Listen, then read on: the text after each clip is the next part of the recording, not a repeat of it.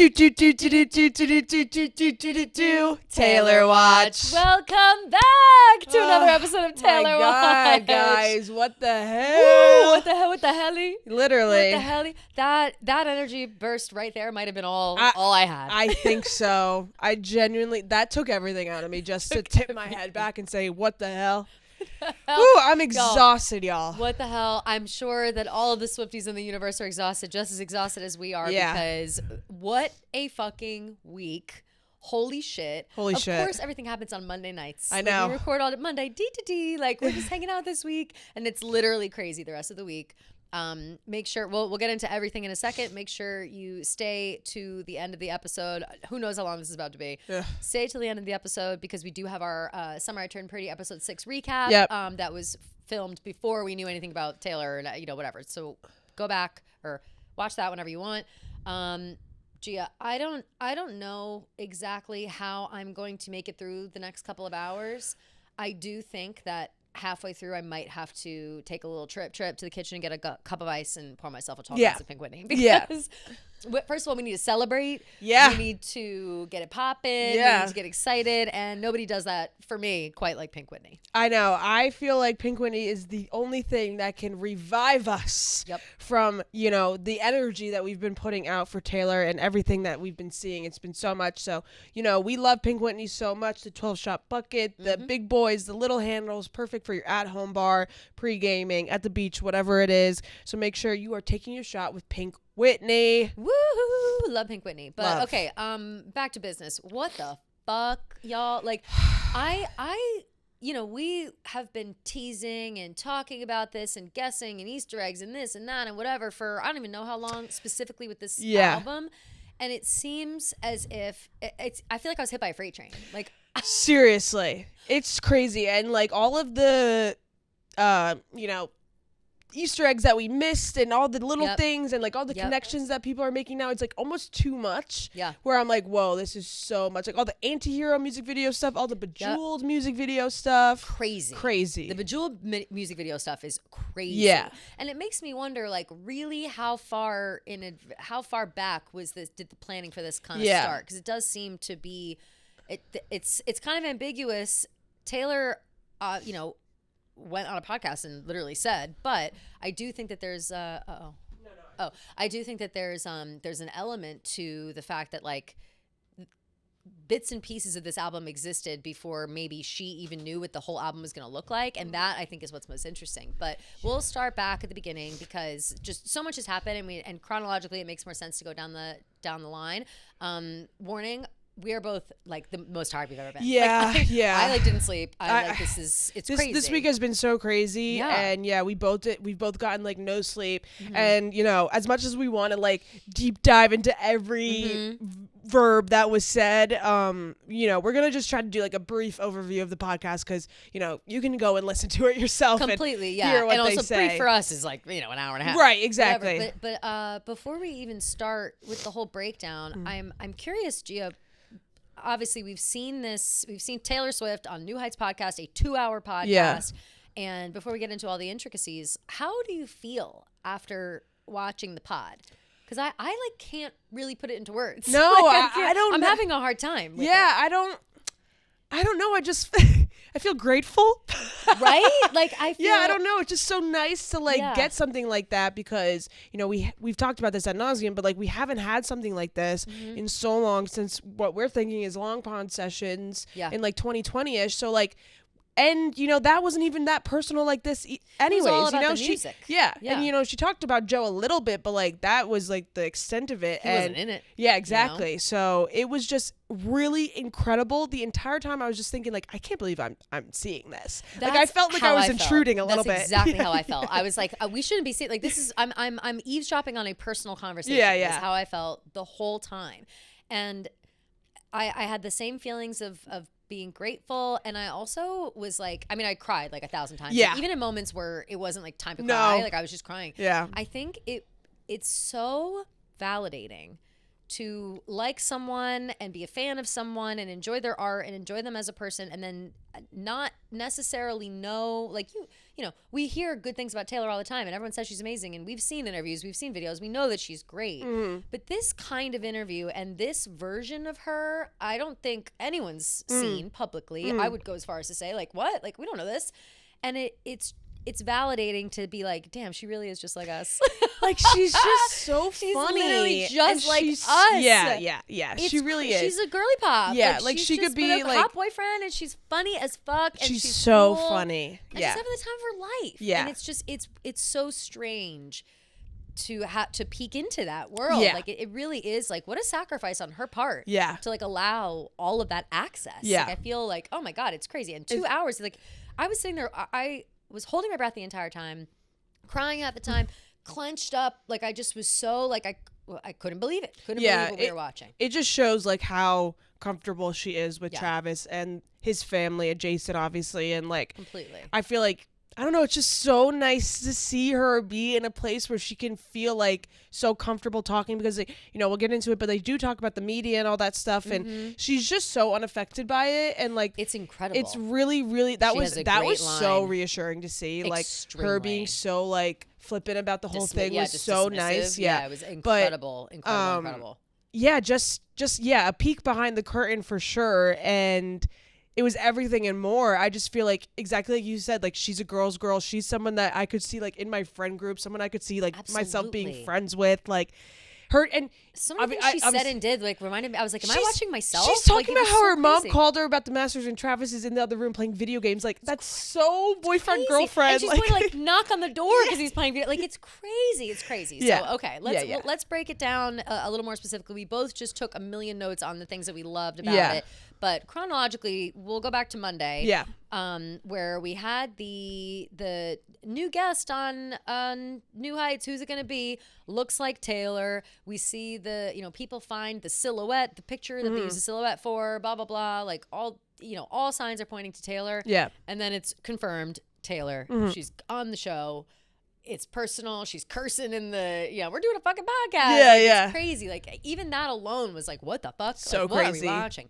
So, of course, we're all watching that clip on a loop for 3 days. And then Wednesday comes around, and Wednesday morning, New Heights drops the teaser of Jason doing the intro for Taylor. Yeah. And I might need to put that on Spotify for myself, because I just pretend like I'm her for that hype. You know what I mean? Like, so that was awesome. Such a good hype speech. He clearly like cares about her so much, and it's huge props before we even get into anything else. Huge props to Jason Kelsey. Jason Kelsey. The modern day Barbara Walters. The modern day Barbara. The Barbara Walters we needed. Yes. Because I was pleasantly surprised at him, number one, trying to keep it on track. Yeah. Two, trying to keep a level of seriousness to it. Yeah. Like, they're joking and silly, and there was that, but he'd be like, okay, but also this. Yeah. Like, he really was doing his journalist. He had his journalist hat on. He asked all the right questions. He asked all the questions I would ask, like, even like the specific, like, asking why orange. Yes. Like, I love that, you know, like, all those little tidbits, and keeping it on track. Yes. He did such a good job of, excellent. And just bringing it back to the topic at hand and all of that stuff. He did such a good job. He really, really did. Yeah. And especially with a stage like this, so important. Especially third wheeling your brother and his girlfriend. Third wheeling your brother and his girlfriend. It's her. She's the most famous woman in the world. Yeah. It's her first podcast ever, and it's the first time she's ever done an interview with a boyfriend like this. Like, it's just, there's so many factors to it, and it's like, I better not fuck this up. And he crushed it. And that's why they are who they are. Exactly. And they really are. And Travis, they're so professional. Travis, obviously, throughout the entire interview, you know, he chimed in and he spoke a little bit and whatever, but he really seemed to be there as like a support for Taylor. And you know, we'll get into that too, because is he the most supportive man in the world? Like, it's fucking crazy. Like, I've never seen anything like it. Can I kiss him on the lips? No, I've never. Do you mind if I just a little peck on the, just a little on the lips? Yeah. Mwah. Just as a thank you for treating Taylor so nicely. Literally, like, it is. Every man should watch this podcast just to see how a man should treat his woman. Like, it's so nuts. But so we find out, we see Jason's intro. Yeah. We're all excited. Everyone's freaking the fuck out. Then we have a countdown. Yeah. We had I forgot. We had a countdown after the reveal that she was going on New Heights. We had a countdown for 12:12 a.m. New album. Yep. Life of a Showgirl, but just a blurry with a blurry thing. Yeah. And we didn't know what the cover was going to look like. That was going to be revealed on the show. So now it's Wednesday. We have a new countdown for 7 p.m., which is when the podcast dropped. Every hour within I think it started at 5 hours before. I think something along those lines. It was 4, 5, 6 or something 3, 4, 5, 6. Yes. Yeah. And so so every hour on the website there'd be a new lock that would descend from the ceiling, and we've got the Eras Tour door coming down. We've got now people are connecting all these dots. Other side of the door, August. I fully thought we were getting a 4-part docu-series. I was more in that camp. I really was. Well, I was this is what we're getting. It was so Eras Tour adjacent that I was like, the key was shaped like the Eras Tour. Yeah, exactly. The key inside, or the Eras Tour stage was shaped like a key, and then in the locks, you saw the keyhole was the shape of the Eras Tour. Yes. So I'm like, the Eras Tour is unlocking the key. We're going to see behind the door of the Eras Tour, behind the curtain of the Eras Tour. No. So wrong. Not even close. Yep, not even close. Not even close. So, and it turned out to be variants, CD variants. Just a bunch of merch, basically. CD variants. We bought it all, obviously. Yeah, I bought all 4. She bought all 4. I bought 2. I bought the Ferocious. I don't even know. Fear. You got the purple one and the maroon one, right? Yes. Yeah, so you got the eye. The orange. I got the orange one. Oh, the orange. Let me see. I'll tell you. You right got now. It's Frightening, maybe? I definitely got It's Frightening because it was spooky. I said, ooh. Here. I got Sweat and Vanilla Perfume Edition. Yeah. I got that one, and then I got It's Frightening Edition. Yeah, I really like that. Well, cool. I literally bought them before I even knew what was in them, and I thought that they were perfumes at first because I saw you tweeting vanilla perfume. Yeah. But is the Vanilla Perfume Edition not perfume? No, I think that these might be lyrics. Sweat and Vanilla Perfume. I mean, again, we haven't even begun. This is another thing, y'all. We have not even begun to break down the lyrical clues and the track list and stuff like that, which we will do. But this is the first time we're discussing it. We haven't even, you know what I mean? Because again, this podcast was 2 hours long and it came out last night. It was I need to watch that 3 more times. I know. Really I need to watch it again to said. Put it in my brain Completely. So so that's all happening. The variants, and we should have saw that coming a mile away. I know. Of course it was that. But the podcast drops. And so now this is where our time splits a little bit. Gia and I were putting in shifts, basically. So I was at the Les Mascots premiere, which next week I forgot to tell you, promised Feidelberg to come on and talk about it a little bit at some point. Les Mascots is he's going to come on here? He's going to come here. Yeah, he should. He should talk about we can talk about this too, but then also talk about the show. Feidelberg, who's been on the show before, Tommy Smokes, good friend of the program, Lil Sass, New York City icon.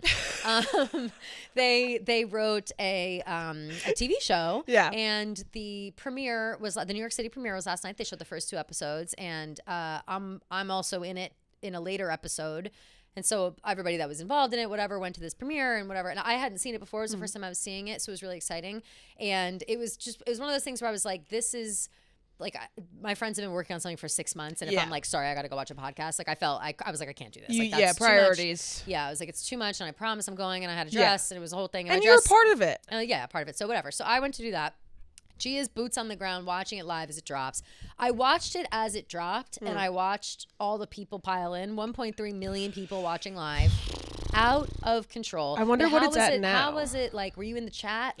No, I wasn't in the chat because I was going so fast. It was going too fast, and it was really overwhelming. Yeah. So I was just watching it. I was maybe 10 minutes behind everyone because I was trying to digest the album cover because the album cover dropped at the same time as the podcast with the track list and the new, not all the new photos, but some of them. So I was trying to digest that while also watching the podcast. So I was 10 minutes behind because I was trying to read the track list and read, and just look at the pictures. My eyes were I was doing the same thing. Exactly. And also my brain was short circuiting, and, the screen time that the both of us have had over the past week is illegal. It should be illegal. Look, I know. I don't want to look either. So I was trying to juggle both of that.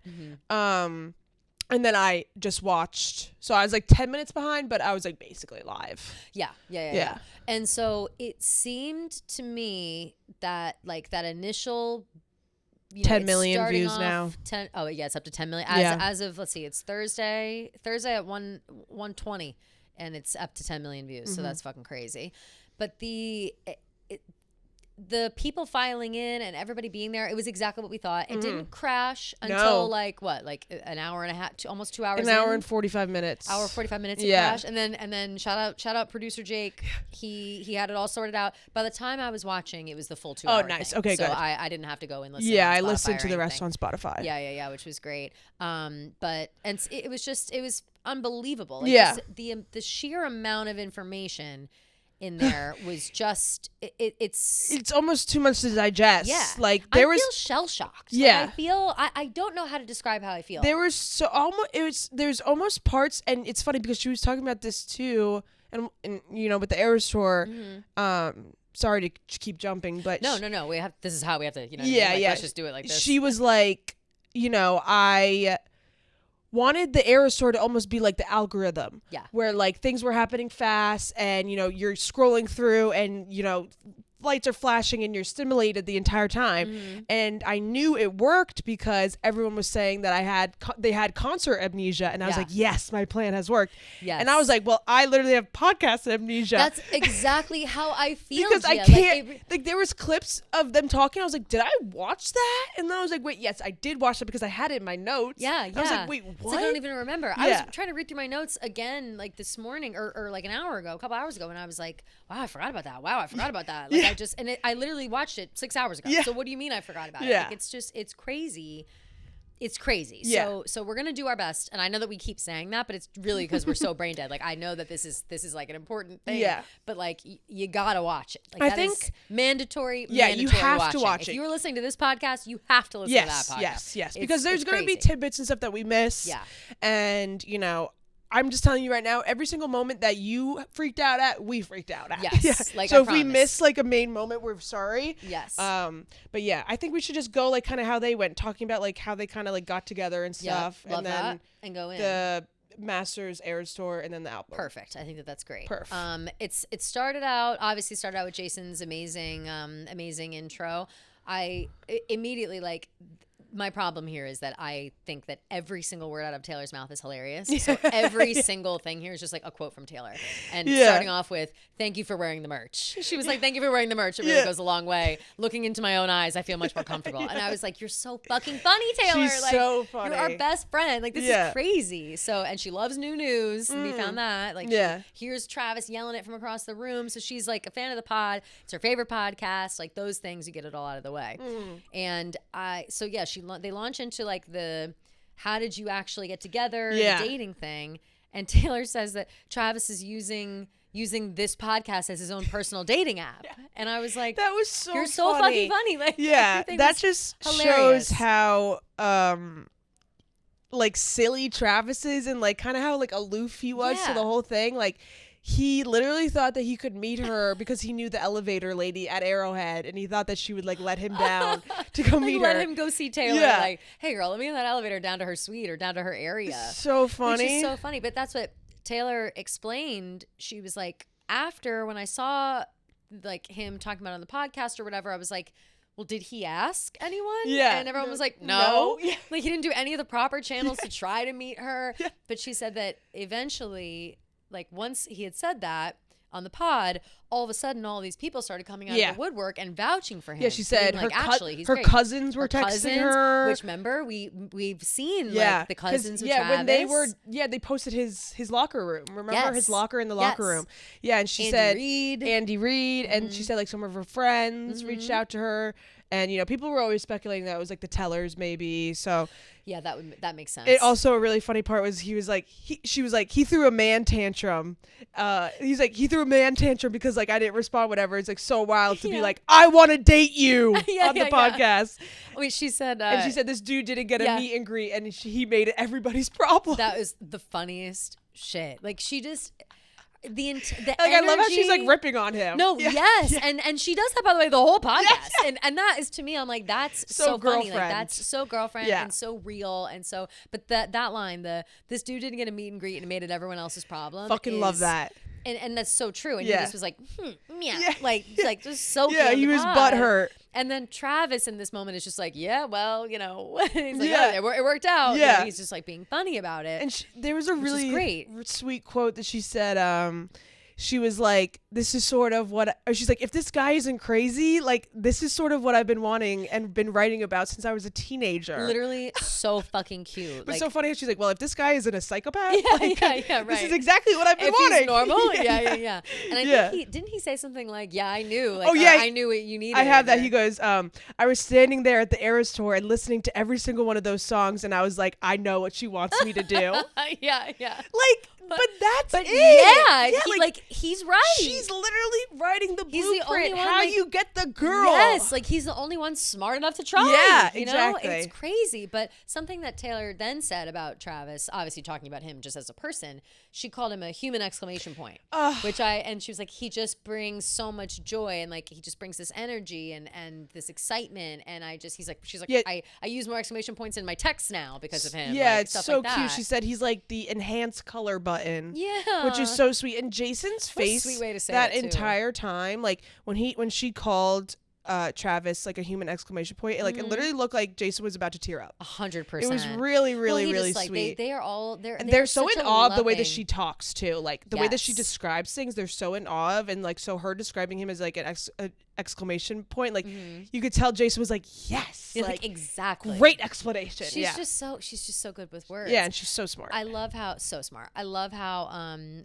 they're always in awe of her when she talks, and they're so respectful when she speaks. Like she's talking as a hush over the room. Yeah. No, there's no overlap. There's no nothing. Like it's just she's got the floor. Yeah. And I love that, especially, you know, obviously we've determined at this point that Travis and Jason are good guys, but like one girl with a couple of guys having a conversation, sometimes it's hard to get a word in, you know? Yeah. And so for that dynamic to really be like that, it's amazing. I love it.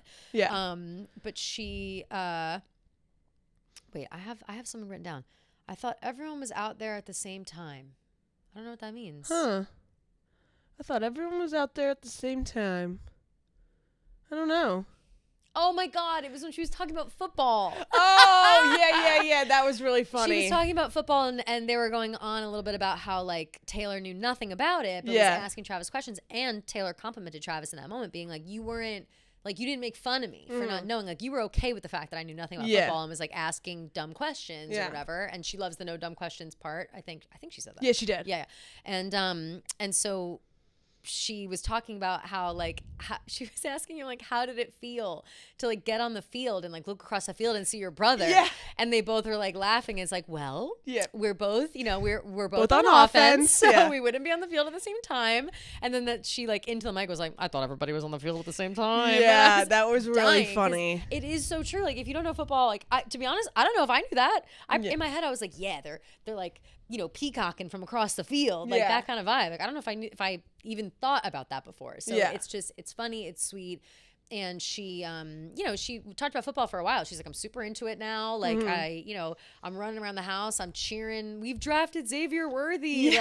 My friends are like, what the fuck? You know, and I just think it's so, again, another thing is just like so girlfriend. Like just so sweet. She really cares so much. And, you know, we can get into that part too, but she was like, just the way that they describe each other's work and, you know, the respect that they have for each other's craftsmanship and like the way that she talks about him and his responsibilities and how they're so similar to her and her responsibilities. She's like, his rehearsal is my practice. His stage is my stage is his field. Yeah. His locker room is my dressing room. Exactly. Yeah. And like, they just have so much respect for each other, and they can understand like the pressure that's put on each other, and like you can just really tell that they are so proud of each other, and like I don't know, just the way that they talk about each other's work.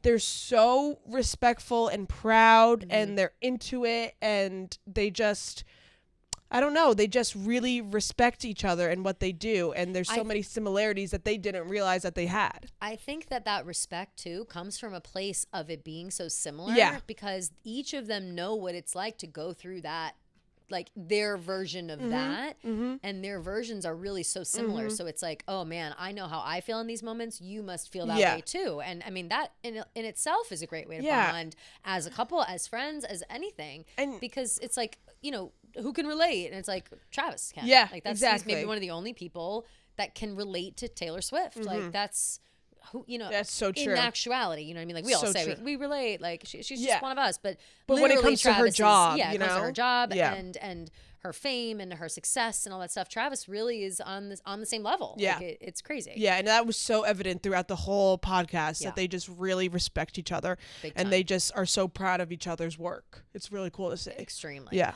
Then they start talking a little bit about about Taylor getting her master's back, which I was very excited to hear this because I was so curious to hear her talk at length. I honestly wasn't sure if they were going to bring it up. I thought it would be like I don't know. I was curious. Like too emotional or yeah, something. Yeah. You know? I was curious to hear about like the backstory of like how it happened too. Yeah, you know, totally. like the intricacies of, you know, who thought of the idea, all this stuff. So completely. She said that she really wanted, so after the Eras tour, her and her team decided it would be a good time to approach Shamrock Capital, and she really, really wanted to come from a place that was from her heart. Yep. And she said she works in the business of human emotion, which I loved. Yep. You know, she said she didn't want to come with like a list of dividends and math and numbers and money. Yeah, she didn't care about that. She wanted to come with her heart, so she sent her mom and her brother to do like the negotiations for her, and I was like, she's so smart, it's and just like Austin that's and Andrea so at it again. authentic. It like, really is. Yeah, she said she wanted the music because it was hers, not because she wanted to make money off of it, which I think is such a big piece of this. And I feel like that's all. Like everyone wants, not everyone, but haters want to paint her as this like money hungry pop star. Yeah. And it's just so far from the truth. And if you listen to her talk for 10 minutes, you understand that she is so pure in her intentions when it comes to music and pleasing her fans. And I mean, later on, I'm jumping a little bit, but when she's talking about the Eras tour, she said that like the most important thing for her was just putting the fan experience ahead of her own comfort. And I was like, that's crazy. Like, you know, performing with stomach bugs and you know, whatever's blisters and and sick like and heat stroke and all that shit. So it's kind of crazy to think that someone like that who cares only about the people that go out of their way to support her wouldn't in turn be doing something for them, you know? So so she sent Andrea and Austin out there. And they did the negotiations and all that stuff. And then she said it was a couple months after the Super Bowl. They were in Kansas City. And her mom was the one to call her. And she said she just like fell straight down to the floor and was sobbing. And then she was like, okay, I have to tell Travis in a very normal way. Andrea said, she was like, go tell Travis in a normal way. Yeah. Yeah. And she did not. And she did not. No, she said like she knocked on the door. And when Travis was like, yeah, she just goes, Travis! Which was so funny. Also so real. And he was like worried playing video games. She said he like immediately took his headphones off. Guys. Yeah. He's like, get the headphones on. Which was really, really sweet. Amazing. And they detail that moment of like her being so like crying and relieved and on the floor, and Travis is crying. He understands the gravity of the situation. He's just feels so good for her. Taylor herself is tearing up on the pod talking about it. She said I'm crying fully. Yeah, me too. On my couch. She said that Travis like held her and they like fell to the floor, and like she said Travis was weeping too. Like, and he goes, you know, I like to cry. Yeah. And Jason's like, it's the Kelsey way. It's so funny and cute. It really is. Yeah. I love that they all cry their eyes out. Yeah, me too. I think it's really sweet. And so funny and cute how, also another tidbit that this kind of goes hand in hand, but she said, you know, she got so much backlash from like management and the media and stuff being like the re-records are a stupid idea, like they're not gonna work, you know, no one wants to listen to the same album over again. So she was so grateful to all of her like friends, you know, Chris Stapleton, Phoebe Bridgers, Maren Morris, she named, for helping her do the re-records and stuff, because, you know, everyone was saying that it wasn't going to work. So these people like went out of their way to help her. Yeah. And she said that Phoebe Bridgers was the first person that she called when she got her master's back. It's so which sweet. is so sweet. It's really, really sweet. And it's really nice to know that, you know, I hope Phoebe's doing good, because she lost her dad and all that stuff. So she's been kind of like doing a hiatus. I haven't seen her in a while. Yeah. I didn't know that she lost her dad. Yeah. Oh my God. That's It's awful. been, it was nice to hear, you know, a little tidbit about Phoebe, and I didn't realize that they were that close. Me neither. But then the way that she does talk about the re-records at length. Yeah. And she says Red was her favorite to do, of course. Of course. And it's just so obvious. And it's so funny how she just like didn't mention Speak Now. Not even once. Yeah. I know, not even once. But she yeah, she loved doing Red, and Phoebe is on Red. So I Yep. have a feeling, and that was the first one she did, she said Yeah. as well, right? So I feel like that was like the start of the journey. So it does make sense in my head that Phoebe would be like high on the list of people to call. But yeah, love that she was the first one. Yeah, so And cute. I was dying because they're talking about the re-records and everything, and how whether or not people would listen. And Travis was like, "You can make 1989 3 times, and I would still listen." And I was dying because I was like, Jason's here trying to ask like serious questions, whatever, and Travis is in the back like, "Make 1999 again." Yeah. Like, Jason's like, "And how did you feel about the technical aspects of the thing?" And he's like, "I love 1989." It's like, we get it, Trav. And like she basically is making 1989 again for him. Literally, yes, which is the funniest fucking thing. And we'll get into that when she starts talking about the album itself. Yeah. But yeah, Red was her favorite to re-record. And she said that the specifically All Too Well 10-minute version. Yeah. And she said that was her favorite moment from the Eras tour. Yep. And she said that when she would see that, and she'd look out into the crowd, and there was a point where like these, people would be having these cathartic moments with the song, and she was like, I'd be on stage and I'd look over at some people and I'd be like, should you go to the hospital? I was like, it's so fucking funny. Like, oh my God, it's so funny, and it's so true. Like, and I love that she like saw all of those tidbits and extra stuff. Like I wonder if she saw me and Madeline doing our full, I hope, interpretive dance. Well, she said that. She said later on, during like with the Willow stuff with Eras tour. Yeah. She, like, oh my God, I cannot stuff. believe that she brought up the fucking balloons. I can't believe she brought up the balloons. That just shows how checked out she is from the media and the totally. discourse she has no online. idea that she it was has like no a online scandal. Yeah, latex allergy community. Latex allergy. No, literally, like the too woke friend being like, "What about the latex allergy community?" Literally, I can't. So funny. Yeah, and she like was like, "That was one of my favorite moments." I couldn't believe it to look out. Yeah, she was like, "Who started this?" Yeah, who's organized? Was there a group text? Yeah, that was so funny. It's amazing. Also, in this exchange, I don't know exactly what she said, but she was saying like big words, I guess. And Travis was like, "I don't know those words," and she goes, "You're so handsome." Yeah. I love that. That was really sweet. But you said it, or I don't know if you said it in a tweet or if we were having a conversation. I don't know, but how Taylor like clocks him in certain ways. Like he kind of, it almost is like Travis dumbs himself down a little for bit. sure. And she said that. She's like, you know this. You like, what are you talking about? Yeah, she said it on the show. She was like, you act like you don't know this, but you do. Like, you try to be like the pretty face. Yeah. Which I think it's funny. Like they have like this inside joke. Like, back and forth, and they're when being she said like esoteric, he was like, she's so hot when she says big words. Yeah. And then she said effervescent, and he was like, oh my God. Like, okay, keep it in your pants, Travis. Chill. Yeah. Didn't at one point Jason say, should I leave? Yeah. When oh my God, I have that Taylor on there. literally said yes. Yeah, she's like, she goes, everyone should leave. Yeah. No, it was so cute. It was during that moment. It was Travis. He was talking about how like he went to the Eras tour, everything, and he said that he was like so entranced by her. Like when he was like watching her perform, he said, "I've never seen something so mesmerizing on stage, and then so beautiful and real in person."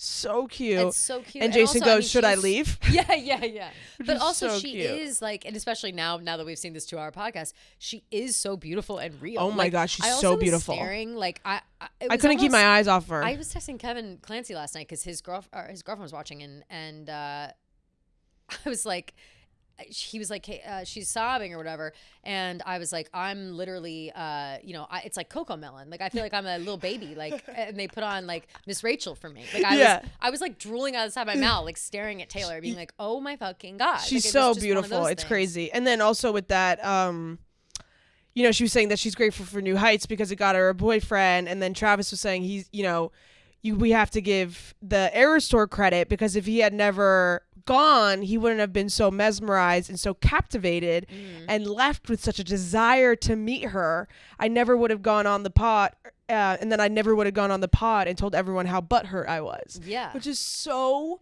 sweet to say. So like sweet. It's so romantic. So romantic. romantic. Like, you're so captivated. You're like, I gotta. He's like, I need to meet this woman. You got her. Yeah, literally. So cute. Because he really did, and that I think is.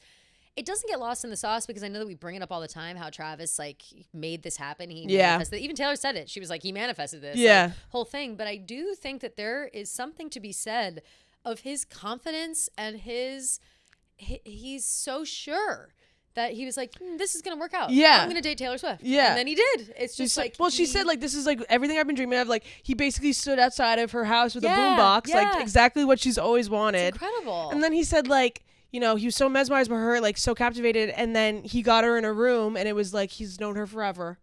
It's like, what the fuck? What the fuck? What a sweet thing to say. Like, he's so good with her words. Sweetness, really. He's really good with his words, and he really showed like how smart he is on this podcast, I feel like.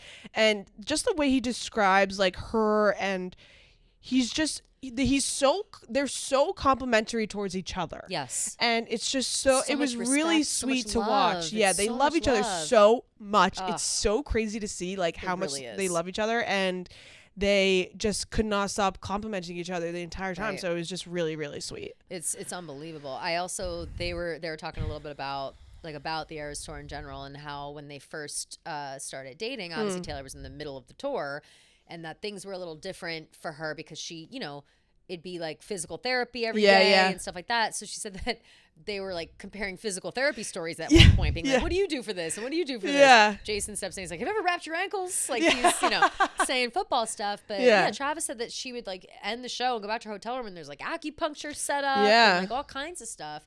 And that, and then he obviously launches into the conversation. There were clips as well of this online of saying how she's an athlete. She's an athlete just like the rest of them. Yeah. Because she conditions like them. She does physical therapy like them. Yeah. She does the come downs, the preparing, the stretching, whatever, and you know, the cardio, the stamina. He said they go to the gym together too. Yeah. Yeah. He's like, we go to the gym together, and she said she would like kick my ass. Yeah. He said, he's like, she works so hard. She's like, you would literally throw me over a mountain and catch me on the other side. When she said that, I was like, Taylor. And I was like, quit it, girl. Yeah. Like, stop. We're all jealous of your big sexy boyfriend. Okay. I know. It's like, we see him. Yeah, I loved that. You could throw me over a mountain. I was like, oh my God, I'm so fucking jealous. So cute. Yeah, that was really, really cute of them. And like, she was like, I'm not athletic. Like, I'm not. Yeah, He's like, no, you are. Stop. Yeah. She's like, no, I can't catch a ball. Like, I can't do this. I can't do that. Her like impersonating, being like, if it's coming at me and I'm just whoops. Like, but I also love that she essentially was saying like, I know my strengths. Like my strengths are not. I'm clumsy. I'm this. You know. She was making fun of the way she dances. She's like a giraffe with all of its limbs put on backwards. That's what I look like when I'm out there. Yeah. Like, she's just, it's so funny how she's just like us. I know. Like, I just keep thinking that. She's so witty and silly, really and I love that. But something that I thought was so cool when talking about all of this and preparing for Eras Tour, and she had gone in with a goal. Like, when she started Eras Tour, she said it was a little hard. So she really had to like buckle down and do this strength training. Training and whatever. Oh yeah, that was interesting. She said like during her old tours, she would build her stamina up as the shows would go on. So by the end of the show, she would be like, oh, I could do this every night. Yeah. And so instead for Eras Tour, she did that in advance. Yeah. So when it started, she was ready to go and she stayed consistent for the entire time. But she said that during that experience and taking care of her body and her just being in this like constant state of like pain and you know the in-betweens of like physical therapy and icing and whatever and blah blah blah, but she said that she learned so much about how far she could push herself. And I thought that was really interesting because when you're someone like Taylor, you have to kind of set, you're not living on the same planet as any of the rest of us. Yeah. So you have to set your own goals and set your own, like, what is it that she wants out of her life? And obviously she's putting out albums, she's writing music, lyrical, whatever. She's great and everything. But when you're doing a tour like that, finding ways to surprise yourself and push yourself and new goals to achieve that are kind of outside of your usual comfort zone, I admire that. Oh yeah. I admire the ability to be able to do that. Oh yeah. It's and really like cool. It's just so evident that she really wanted, and she talked about how at the end of the, sorry to jump, but at the end of the show, they talk about like, what was your like industry moment, like your like I made it moment. And she kind of was just talking about how she like never really allowed herself to have that until the Eras Tour. And she said, I've never allowed myself to like feel the you've arrived thing. I've just now started to be able to really be in a moment where I'm in the moment. Yeah. And she said that's why she's so glad that the Eras Tour happened when she was an adult. Yes. Because she was like fully ready to take this on and fully ready to like, and she could remember the whole thing and do like it all. Appreciate and appreciate it. And she said that she was always like, how am I going to get to the next project? Because the more she would work and get higher on the ladder, the more she was able to make stuff in a free and focused way. Yep. So with higher the Eras, like the corporate ladder. Yeah, the ladder. Yes. Yeah, the ladder like, of like artistry. The more freedom she had to do what she wanted. So with the Eras tour, like she had all this freedom to create like what she actually wanted to create, and the respect to like get it all done. Yes, you know? And she said the Eras tour made her feel like this is different, like nothing she's ever experienced before. Yeah. So she's pushing herself so hard for us and like for herself, you know, because she wants to create these unforgettable, magical experiences for her fans, and she did that tenfold. And just like her work ethic is incredible. That was the thing I said at the beginning. So that she said it was important to her to put the fan experience above her own comfort, above her own, and that was so evident, so evident. Yeah. And what a thing to say. And again, like, you know, jumping back to the stuff about you know, the money and whatever and blah blah blah. For an artist to say, all I want to do is I put the fan experience over my own like wants and needs, or my own needs, or, you know, comfort, whatever it is. That to me is just like, how can you not be so grateful to support someone like that? Yeah. You know? It's like, as if we were big enough fans as it is. Yeah, you know right. what I mean? It's like, it's crazy. And then they kind of start this is when it starts to get funny. They start to talk about like life after the Eras tour. Yeah. And she says that she's in her granny shit. She's sewing and she's painting. I'm on my granny shit. Yeah. She's sewing, she's painting, she's baking. So sweet. I mean, sourdough. Yeah. Literally 20 minutes on sourdough. 20 minutes on sourdough. I don't know anybody that likes sourdough. Yeah. She says she's reading the blogs.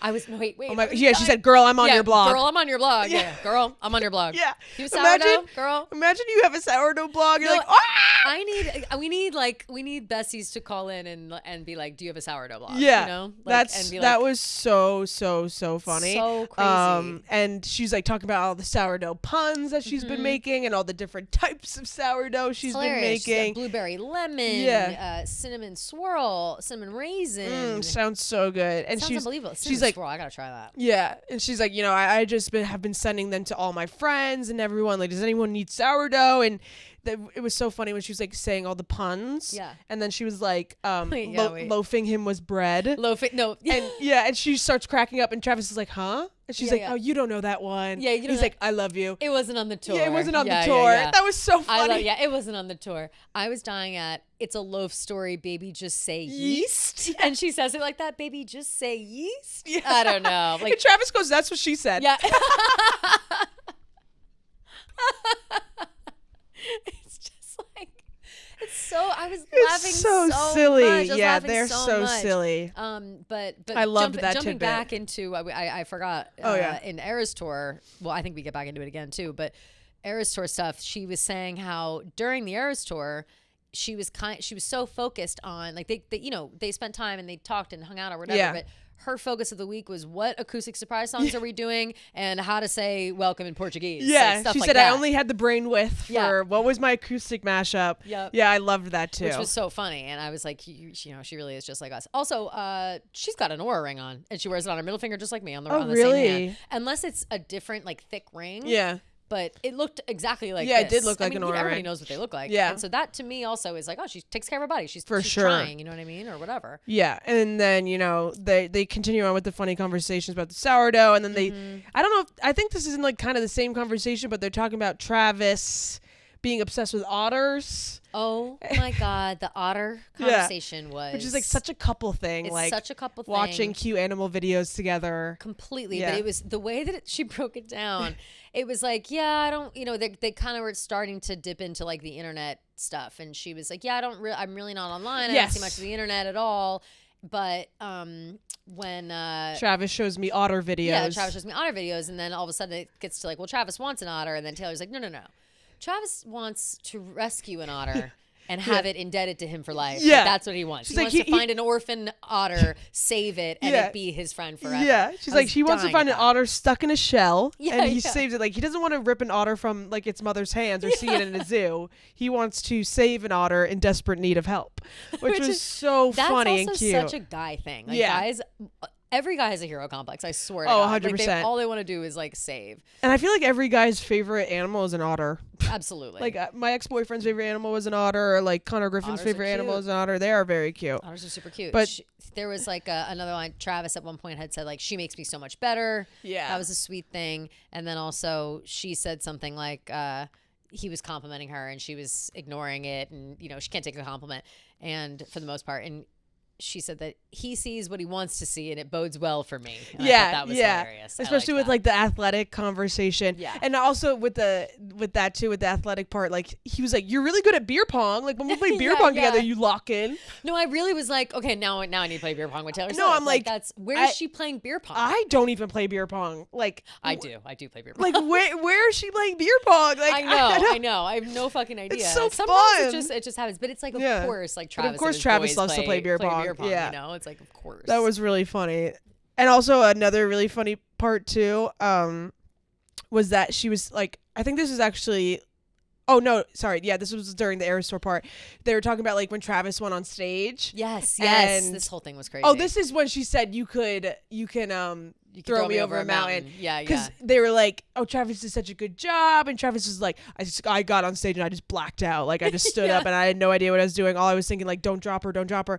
And Taylor's like, I can't believe he, like, was thinking don't drop me because he can throw me over a mountain. Yeah. He's like, throw me over the mountain and run to the other side and catch it. me. Yeah. It was crazy. It's just so cute. And I loved getting to see them talk about Travis on stage, too, because I loved seeing them talk about how they were like, oh, it like very much started out, I was a bit, and Travis was like, oh, well, I'm serious if you're serious. And like and that's kind of like how we predicted that it happened. Without question, which it just makes the most sense.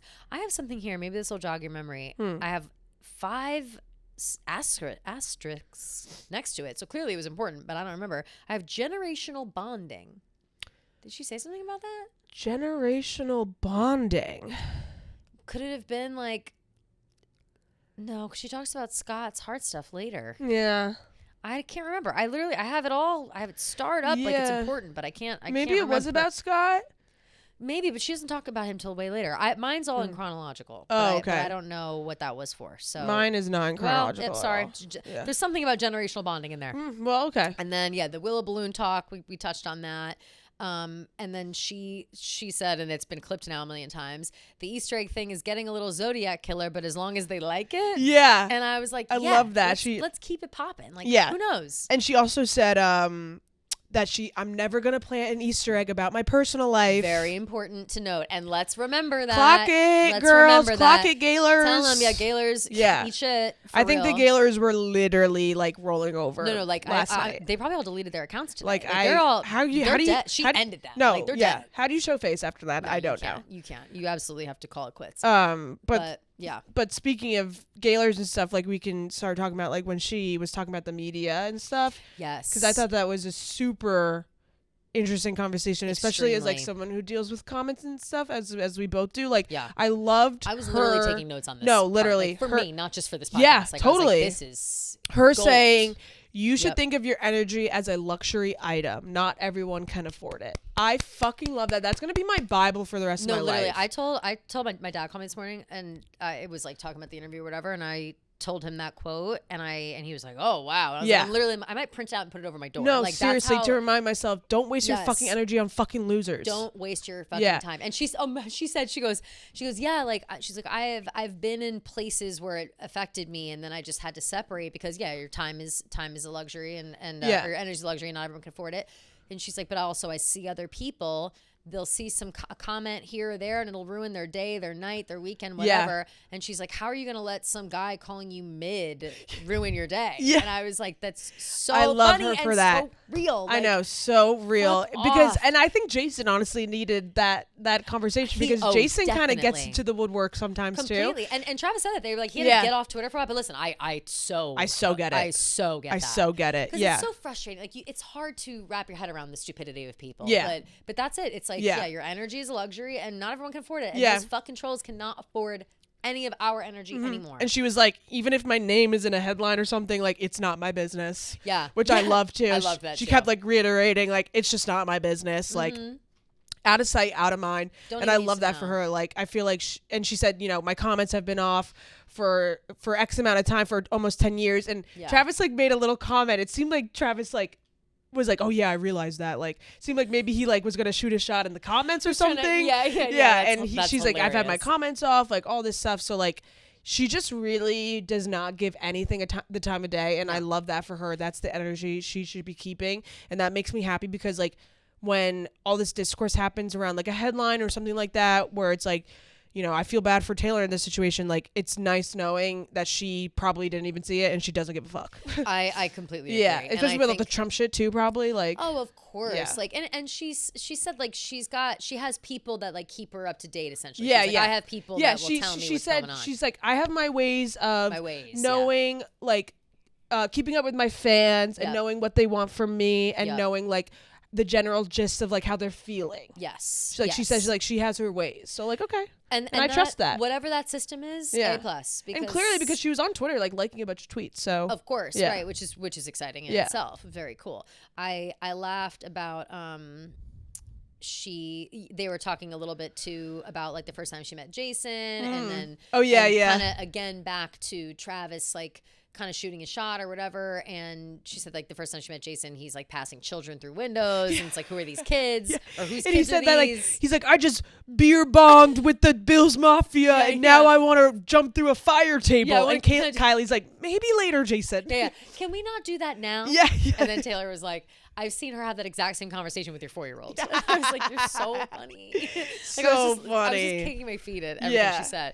But that was that part. And then they were kind of talking about Travis a little bit again. And Taylor says something funny. It was like, you summoned me and I am here. This is great. But another thing, and I think I saw you tweet about it too, it has to do with Travis and the box.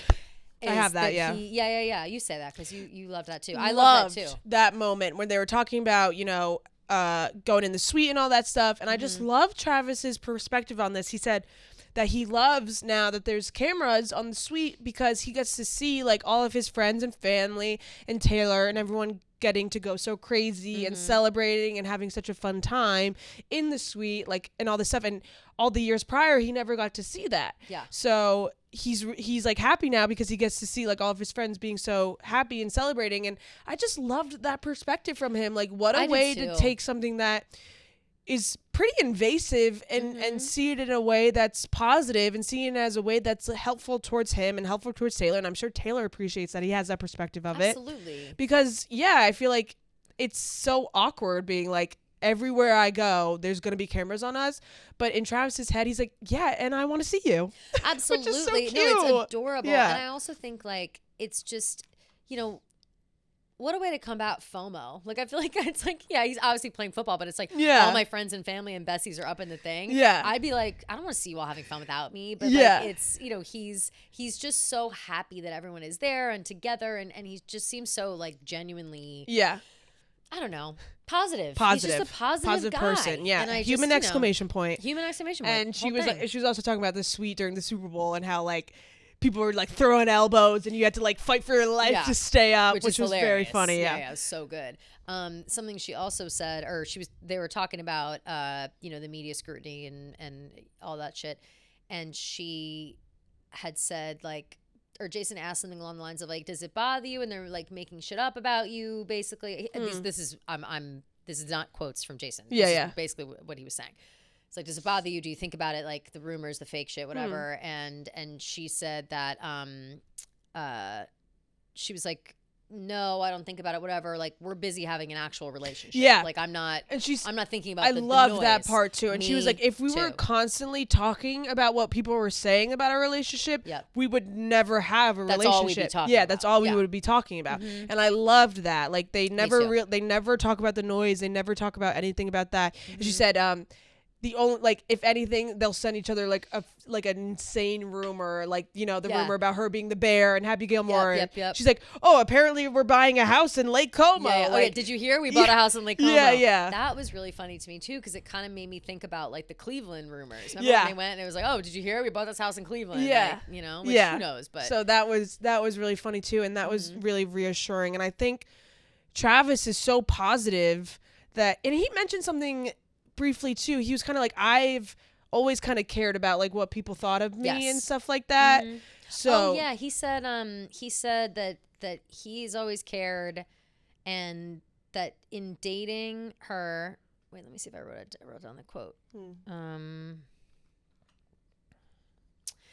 No, I didn't write it, but he said like he had to grow up. Like, it really made him like grow up a little bit and have to really be like, all right, I can't be reading every comment. I can't be like this involved with this. I have to kind of let stuff roll off my back. And I got to shake it off. Like the whole thing. Yeah. And that to me, I love. And actually, I don't even know if we got to talk about it in time. Oh, we didn't, because the GQ article with Travis dropped after, which is also a great read, by the way. You should read that for sure. But he said in that, he was like, I'm not like, he's like, yeah, a lot of people, they let shit roll off their backs and whatever. He's like, I'm not like that. I care very much. Yeah. And the bad comments do bother me. Like, and I really appreciate when people, especially celebrities, are transparent about that. Because it's like, yes, of course, ideally, you ignore the haters. You pretend they don't exist. You don't draw attention to it because that's what they want and whatever. In reality, it's so fucking hard to do that. Yeah, and to drown it out, for sure. It's such an accomplishment for Taylor to have gotten to a spot in her life where she can just block the noise. Yeah. And I'm sure Travis will get there eventually too. Yeah. And with Taylor's like encouragement and the way and her example, like she's leading by example in that department. But I think that him being like, yeah, it fucking sucks. Like, essentially, like, it sucks when people talk shit. It sucks when people say these things and whatever. And like, I care a lot. I read a lot. And he said on the podcast, like, I had to grow up a lot in these moments because, like, you know, you can't dwell on it. Yeah. And I love that. You can't make it the center of your life. Yeah. Which is, I appreciate the honesty with that me too. Yeah. Extremely. They also talked a little, they're making fun of Travis's tweets. That was so funny. The squirrel. The squirrel tweet. The squirrel. Yeah. She quoted that tweet right at his face. Yeah. So funny. They talked a little bit about Scott. Scott's doing well. Yes, thank God. And Taylor's been spending, she spent basically the whole summer with her family. Yeah. She said that they were all in Florida.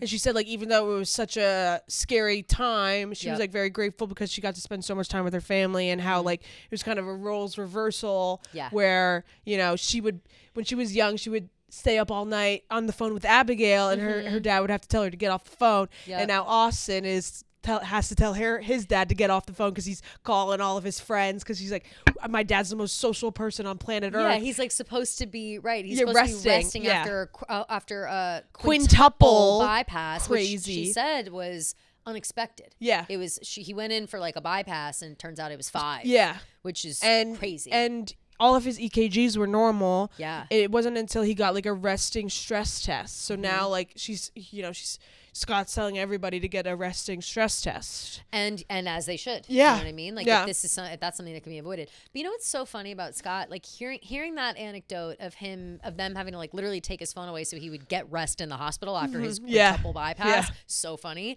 But all of the stories that we hear about Scott, like, sitting next to people on airplanes, you know? Yeah, no. Like, that made me think of. I was like, that man just wants a yacht. Totally. He loves when she was like, he could meet someone for 20 minutes in an airport and they're best friends for the rest of his life. He's still talking to him to this day.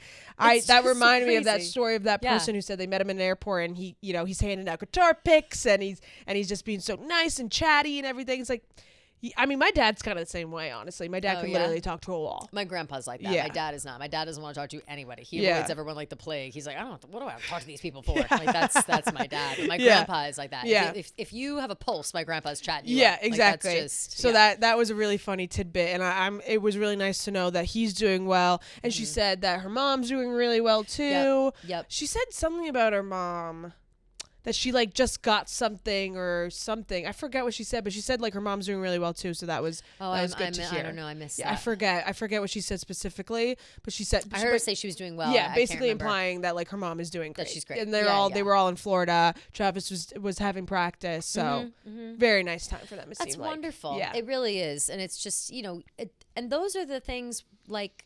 We never get to hear from Taylor about her family. Like, she, on the tour sometimes, and she'll reference her family and whatever, but like to hear her talk about her family. Yeah, she's like, my parents are my best friends. It's just so normal. Yeah. So like, yeah, she was like, we're looking into science to have them live to be 140 years old. Yeah. Which, by the way, 47. She brought up twice. 47 and then 47,000 for some other whatever. Yeah. What is just put a pin in that. keep an eye out for Selena on that one. Exactly. Keep an eye out for Selena on that one. So there's something going on there. But an hour and a half into the podcast now, she finally brings up the new album. Yep. Which is The Life of a Showgirl. Yeah. Shall we go through the track list? Let's fucking do it. Let's read through the track list and then we'll talk more about it. Obviously, you know. You have it in front of you? We are waiting the big I can pull it up. Oh, okay. It's right in front of me. Oh, good. Okay.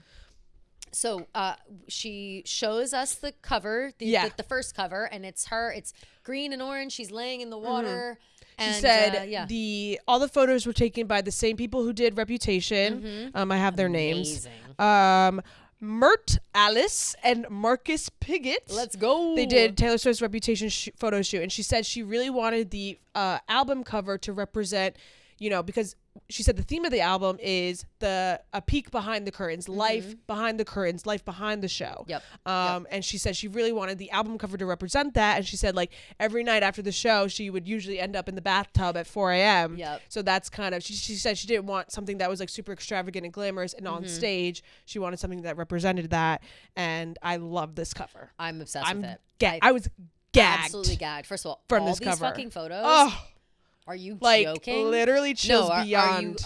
It was the fucking on one level. In the silver the outfit with her ass. With that big ass. Girl, what? Like, she looks incredible. Unbelievable. And not only does she like literally look incredible by every like, you know, beauty standard there is. Yeah. The confidence that is radiating. Yeah. Like that, and that really is what it is. Like, anybody can put an outfit on and look hot. This is my favorite one by far, I think. I mean, you know what's so fucking crazy? The first time I saw that outfit, I saw those shoes. They're Renee Calvello shoes or whatever. And I was like, oh, I didn't even really look.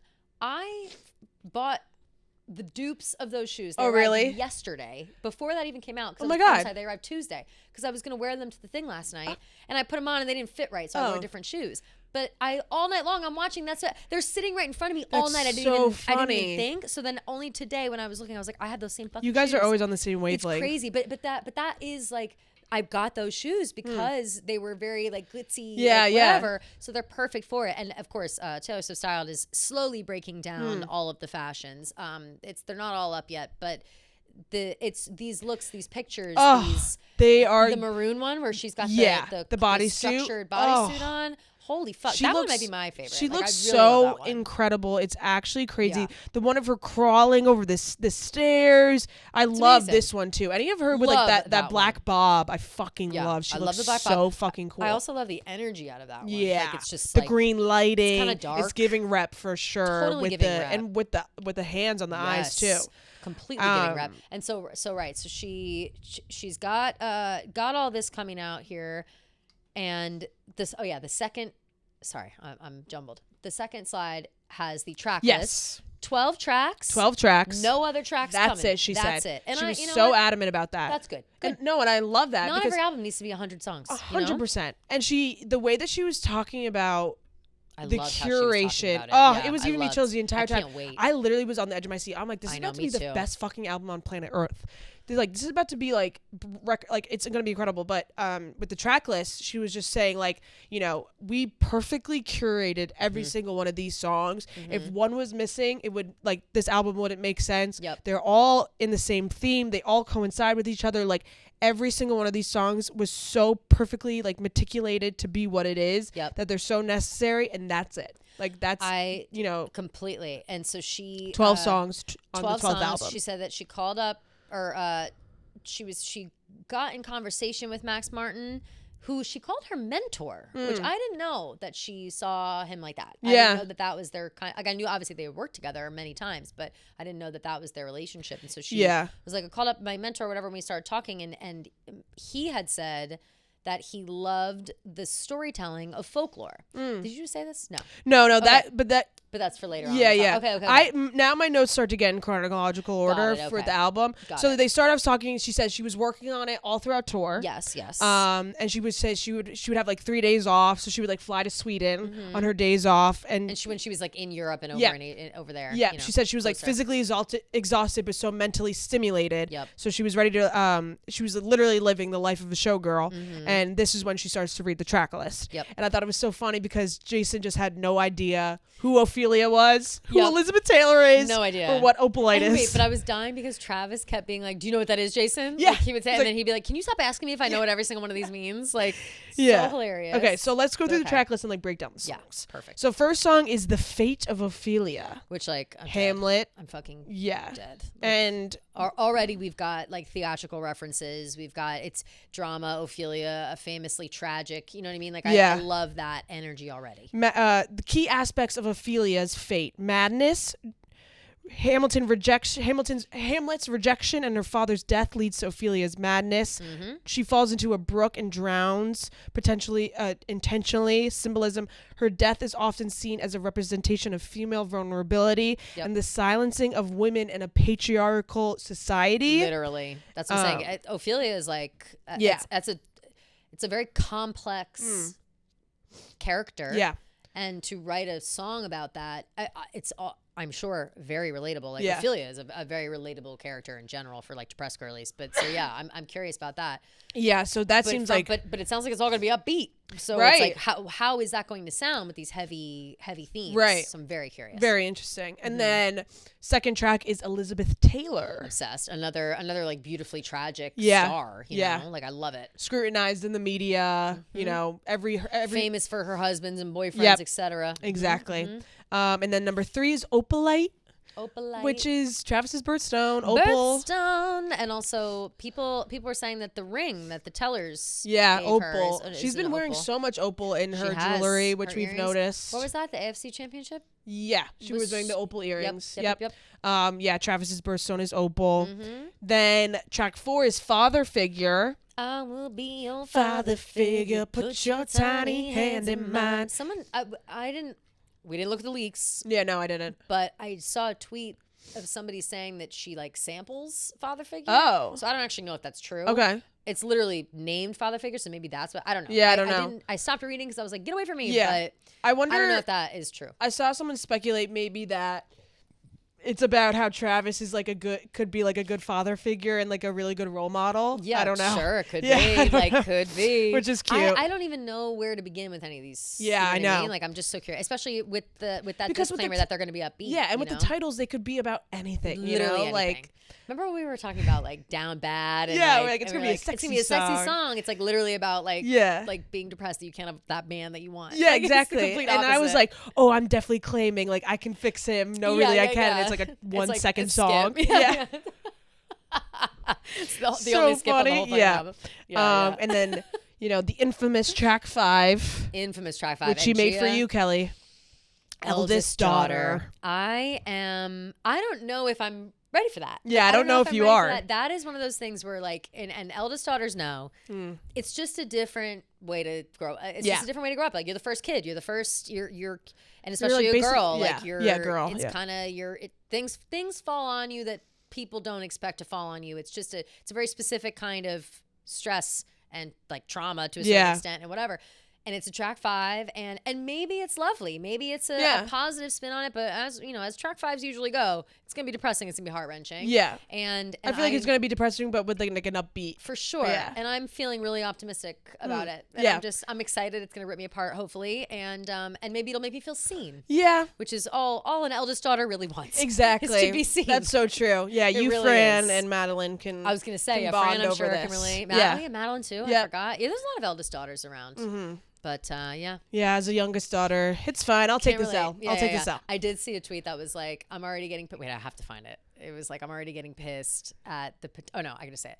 I'm already getting pissed at like the potential of girls who aren't eldest daughters, like stolen valor. Oh for yeah, this song. totally, Like, totally. You didn't, like, I earned these stripes. Yeah, You didn't. Like, I yeah. was like, yeah, no facts. Like, that's, yes. 100%. Completely agree. Then track 6 is Ruin the Friendship, Ooh. which I'm claiming. I will be claiming that song. Thank you very much. Oh, claim yes, of Yes. course. I wondered, People are speculating that it's about Blake. I was about to say it.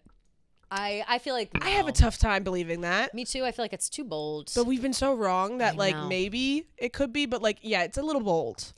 Especially with like a lifelong friendship to like do Yeah. that. But I Yeah, mean it also feels, I mean, depending on what happened. Right. You know what I mean? Like if there was a total bridge burnt, I understand responding in kind. But if not, I could see never acknowledging again. Yeah, 100%. And again, like we don't even know if they are friends or if they're not. Like at this point, it's one of those things of like they might have just taken their friendship offline because of the drama surrounding it. 100%. So who knows? And then track 7 is Actually Romantic. Cute. Which is cute. I like that name. Me too. Number 8 is Wish List. Ooh. But the S's are money signs. Yep. She made sure to point that out. She also mentioned Wish List during the podcast. She like said something along the lines of like, oh, I have to add that to my wish list or something like that. So I was like, oh. Interesting. Yeah. She said, she's like, and the 2 S's are, when she was describing the chocolate, she was like, the 2 S's are dollar signs. And she like, seems to like that. Yeah. In my head, it's giving like 7 rings, like right. It's for all of my bitches. Like it's giving me that. I got them bitches in Dallas. Oh wait, that's the man. That's the man. What does Ari say? Like, I like it. I want it. I got it. But then she's like, breakfast at Tiffany's and bottles of bubbly. Girls with tattoos and are getting in trouble. But then she's like, 6 lashes of these rings, all for my bitches. Like, she says that. Let me see. I gotta know now, because to me that's what that energy is what it's giving 100%. It's definitely giving bad bitch energy for sure. Right, like I'm rich. Let's paint the fucking town. Yeah, like, exactly. Lyrics. Bottles breakfast of bubbly. and bottles and bubbles, girls with touches. Here it is. Wearing a ring, but ain't gonna be no misses, but matching diamonds for 6 of my bitches. Oh, I love that. That's what it is. So like for something about that, just gives like girl for shit, sure, girl energy. For Get sure. on the jet, like me and my bitches, we're spending money. We're going with crazy. The dollar signs, yeah, it kind of gives me that. Yeah. Love that. So I hope for me something too. like that. Track 9 is Wood. Wood, like chopping wood. Yeah. Or like morning wood. I hope not. She did not explain it. She went wood, and then she just moved on quickly. So I don't know what. I have no idea what that could be about. There was the funniest tweet ever. I really hope I can find it quickly. But basically, there's been like this ongoing joke with like the Ariana fans that someone tweeted, no, seriously, guys, what the fuck is Wood gonna be about? And someone just responded, girl, ... Wood. yeah. Like, it's just so crazy. But that's the thing. Like, what could that possibly be? I can't wait. No, I don't know. I can't wait. But there's like this inside joke with like, there's this one tweet that went super viral. Like an Ariana stan was tweeting like, people eat up Taylor Swift's lyrics, but meanwhile the lyrics are like, I let my sap seek into his wood, as like the blah blah blah, and somebody quote tweeted, it was like, the prophecy has been perceived. Yeah, so funny. So maybe that's so real. Oh, here it is. Maybe she saw that tweet. I was Swifties, like, you know what? You're onto something. Swifties, when Ariana sings about sex and doesn't write it like, he stuck his long wood into my redwood forest and let his sap ferment my roots. And someone said, oh, this prophet ... Oh, no, dead serious. Like, I hope she saw that tweet and like made a whole song that's about it. really like, that's funny. Hilarious. So morning wood, maybe. Morning wood in general. Again, she said it, and then like every other song she was like this, ooh, and then whatever. She said wood, and then was like, and then track 10 is, and then she like went right past it. And so I'm just so curious. Yeah, because it really like what the fuck could that stands be? out like a sore thumb almost with the name, because it doesn't really coincide. Makes no sense. Yeah, and then track 10 is canceled in all caps with exclamation point, which I love. I'm so excited to hear that one. Can't even. Yeah, I'm so curious. 11 is Honey, cute. And then 12 is The Life of a Showgirl featuring Sabrina Carpenter. The title track. How exciting for her to be on the title track of the album is so cool. And the 12th. Like song. 12 on 12, you know, like I love that. I mean, obviously we love Sabrina in this house. Like, it's amazing. But I do think that Sabrina, like, you hate to feed into the Clara Bow of it all. It's like, you look like Stevie Nicks, you look like Taylor Swift. Like, and obviously they're talking about Sabrina in that moment, or people, whoever. But I always kind of took that as Sabrina, as like that you look like Taylor Swift in this light. We're loving it. You've got edge she never did. Like that, I feel like it could be about anyone, for sure. It feels more about her. So, and it has made me focus more on Sabrina's work ethic and her talent. And I feel like she's another one who, like, lyrically, she's so smart and funny and quick and witty. And she works her fucking ass off. And I just think she deserves this. Oh, you know? 100%. Like, she opened for Taylor so many times. They have such a good relationship. Yeah. They obviously work together. You know, they both have worked with Jack. Yeah. And it's just, there's a lot of that. And I love that this is happening for Sabrina. Yeah, I love it. I love it. She deserves the shine. Awesome. She deserves all of it. Yeah. And I mean, we've been on the Sabrina ground for a while. For a long time. Since we're like OG Sabrinas. Yeah, Sabrina, totally. So I'm very happy that she's finally. I actually don't know either. Sabrinators? Sabriners? I like Sabriners. I kind of like Sabriners too. It's that. But yeah, so. Carpenters. It's the Carpenters. Oh my God, that shows how fried our brains are. Sorry, we're literally, so dead. we're like, so dumb. I'm like, what are they? Sabriners? Go to bed. No, we need a hiatus. I need a nap. Yeah, big time. So that's the track list, and after she's, I was like, what's next? What's next? What's next in my notes? And it's the lyrics to Seven Rings. Yeah. She reads the track list, and then Jason asks her why orange. Like, why did she pick orange for the color? Loved that he asked that. And she said that it feels energetically how her life was. She said that the album is about what was going on behind the scenes in her inner life while this crazy electric tour was going on, which, you know, feed me that all fucking day. All day long. Yeah. She says, life is more upbeat now. Yeah, which I love. That's so cute. Yeah, they talked about TTPD, and she said it's a complete 180 from the songs on TTPD. Life is more upbeat now. And she said that TTPD was strictly lyrical and like a cathartic thing for her. And so then she like confirmed that Max Martin and Shellback were on it, and and they're the only producers on The Life of a Showgirl. It's so only no Jack, no Aaron, no anybody. No one else. Just Max Martin and Shellback, and this is their like love child. The three of them. Here it is. And Jason was kind of like, oh, I don't know these guys, whatever. Like, what have you worked with them before? And Travis and Taylor start listing all the songs, and they're both like, oh, and Jason's like, okay, like, like, let's fucking like, go. It's Blank Space style, Wildest Dreams, 22, Delicate, We Are Never Getting Back Together, Dancing with Our Hands Tied, all the best, like, exactly, all the best ones. I loved when Jason asked why orange, and before she launched into like the actual answer, she was like, because I just really like it. Yeah, I like it, Jason. She's so funny. Like Jason, she always, Kevin Clancy was saying that too. She's always like addressing him by Jason. By Jason, like, blah, blah, blah, Jason. Yeah, I feel like Kylie does that too, low-key. Totally.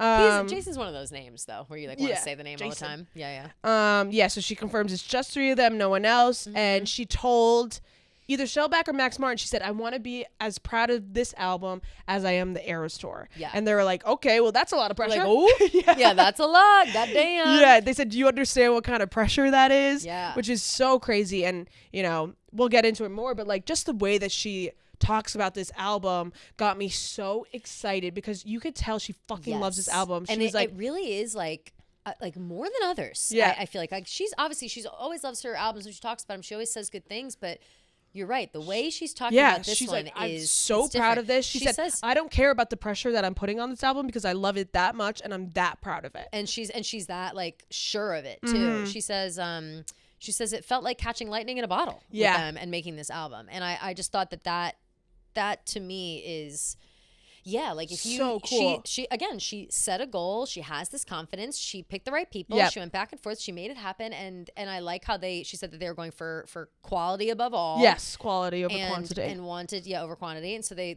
picked the 12 songs. They all go together. It's all, like one long continuous thing, and that's that. And I'm really excited to hear. And then she kind of starts talking about how the first time, or like when her and Shellback and Max Martin like first started collaborating, her and Shellback were so young. They were in their early 20s, and that's when Max was that kind of like mentor figure for them. And now she said it's like so special because now like they're kind of all on like this even playing field. So like it's even better. It's like their experience is even better. Like they have more to put, they have more to give. Absolutely. So it just, it just seems like she's so excited, and I'm so excited. I'm also kind of pumped, and maybe it's because they're like Swedish, but I just feel like it's a totally different vibe. Like I feel like it's kind of like like fast and hard for and sure, whatever, and like I don't know, something it's like sexy and, and like cool and different. Like I don't know. No, for that's sure. always how you feel like when you think about Europe. Yeah. But to me, like I just knowing the songs that these guys have worked on with her before, like my expectations were already like, oh my God, this album's gonna be amazing. And of course, like we love every album. We love all the work that she does, but the way she's talking about it, the way she's describing it, the way that like the conversations around it, I can already tell like this is like it's gonna fucking crush. Yeah, it's gonna fucking crush. Crush. She was very adamant that there's no other songs coming. Yep. She said there's a poem in the vinyl, or there's a poem in the album, which is very exciting. I'm excited to read it. Me too. She said it's 12 bangers, a lot more, and Travis described it as like a lot more upbeat, fun pop. I just have like, you could tell she loves this album so much. Every song on this album is important and needed, she said. And like you said, she said she wanted to do an album so focused on quality and the theme, and she feels like they really achieved that. Yep.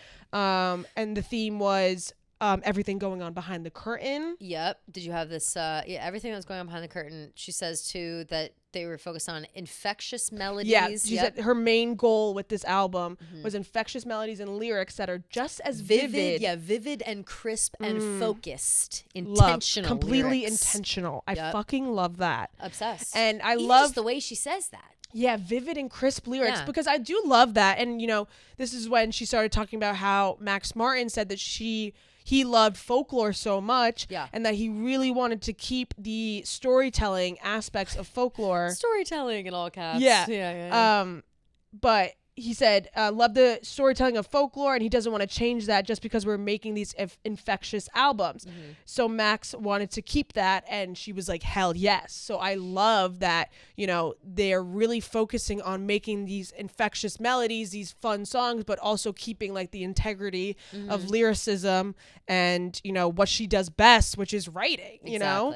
So it just made me even more excited, because I'm like, you're telling me we're about to get fucking 1989 rep beats with fucking folklore storytelling? Yeah, like what are you talking about, like, girl? What are you talking about? Mean? It's crazy. It's like again, it's just another example of Taylor listening to the pod and giving us exactly what we fucking want. Exactly. Thank you, bitch. Also, Thank you, Queen. Even right down to the photos being taken by the same people as rep. Like, okay, you know, it's just it's crazy. It's crazy. And going back to like how she said, like she keeps her finger on the pulse. Like she knows what people want. She knows what her fans like, and she obviously, you know, sticks to what she wants at the end of the day, but she always keeps that in mind, which you always have to appreciate. Absolutely. Which is fantastic. And she said the cover like glamorizes all the different aspects of how the tour felt, and to her the contents lyrically, wait, I'm confused what I'm writing there. That was gibberish. But she said she doesn't care about the pressure she puts on the album because she loves it that much, and she's so proud of it. Yes, and she's very she sounds secure as fuck. Yeah, she sounds very, very secure. And it also sounds like she doesn't care about, you know, awards, just not caring, not you know, angling for a Grammy. Like she's made this because she wants to feel proud of it. She wanted to do something, and she wanted to like flex her creative muscles. Yeah. And it sounds like she definitely was able to do that. Yeah, no doubt. They also jump back. They're talking a little bit about you know, her baking and stuff, and she said, "I love making pop music and pop tarts." Yeah, I love that. I love that so much. That was hilarious. really funny. And then also they brought up the cleaning cart. Jason brought up the cleaning cart at the Eras tour and said, why the cleaning cart? Like, what is that? And she basically went on to be like, you know, I'm just a weirdo, and like everybody came to see this weirdo in concert, and like there's a little something deep down inside me that I just like to sneak around. Yeah. And it's like I think that no one knows I'm in this cart. And she said that she wanted to romanticize the entrance and not give away the opening outfit. She's like, everybody came to this Eras tour, they're expecting like a show, and if they see me like walking up to the stage, it kind of takes away from the romance of it all.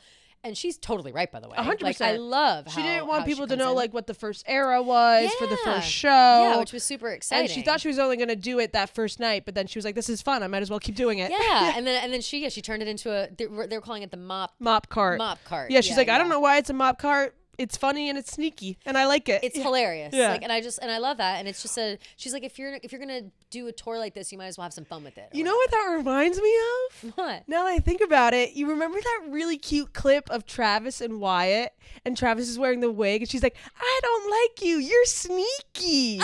You remember that clip? Wait, yes, I forgot about that. What a funny Invincible string. As always. Yeah. Like, what the fuck? That's she's like, so yeah. crazy. So I sneaky. yeah, I he's totally like, forgot take about it that. off. No, you're sneaky. Like because she hated him having the wig on. Like in a disguise. Yeah, it was really funny. That's so hilarious. What a funny little tidbit. I love that. But yeah, so after she talks about the album, they do like a quick like little fast question Q&A. They talk about the mob cart. Yep. Travis asked her how did she feel about what are these called? Like rapid fire? What do they call them? Rapid fire? Something of that nature. I forgot that was what this was. And then Travis asked, how do you feel about Jason telling his kids that cats are poisonous? Which was so funny. So hilarious. Yeah, she's like, well, I proved that they were not. Yep. She said it was a great challenge. Yeah. And she said as soon as she got the cats or as soon as she got the kids around the cats, her goal was to prove to them that the cats aren't poisonous. Yes. And she said there's no better way to prove that than Benjamin. Mm-hmm. All of the kids love Benjamin.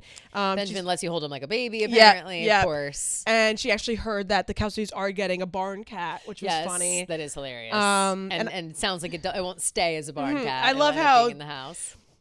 Clearly they're all so close, and like she obviously has a really good relationship with the kids, and like she calls them the girls, which is really cute. So and like sweet. Obviously they probably love Taylor, and they like I'm sure. she said like Benny, she's a like pretty princess, you know. Yeah. It's like they get to watch her on Eras tour. Like imagine you have Taylor Swift at home. Yeah, like, what the fuck? Literally. And she said like Benny like loves Benjamin, which is really cute. That's really sweet. And then she said, oh shit. Then they asked her if you had to choose one thing to show off her baking skills, what would she choose? Mm-hmm. She said cinnamon swirl sourdough, and they were surprised that she didn't say Pop-Tarts. And that's what she said. I love making pop music and Pop-Tarts. Yep. She said Kylie's like getting her to make cinnamon swirl Pop-Tarts now. Mm-hmm. And then they asked her, there's a rumor that you played the bear and Happy Gilmore 2. Can you confirm or deny? She said, I can deny. Mm-hmm. That's like one of the rumors that they send each other. They're this is so silly. And they say that like Lake Como joke. Yeah. And then they go on to talk about how much they loved Bad Bunny in the movie and how funny he was. Yeah, Taylor says his comedic timing is perfect. Yeah. So funny.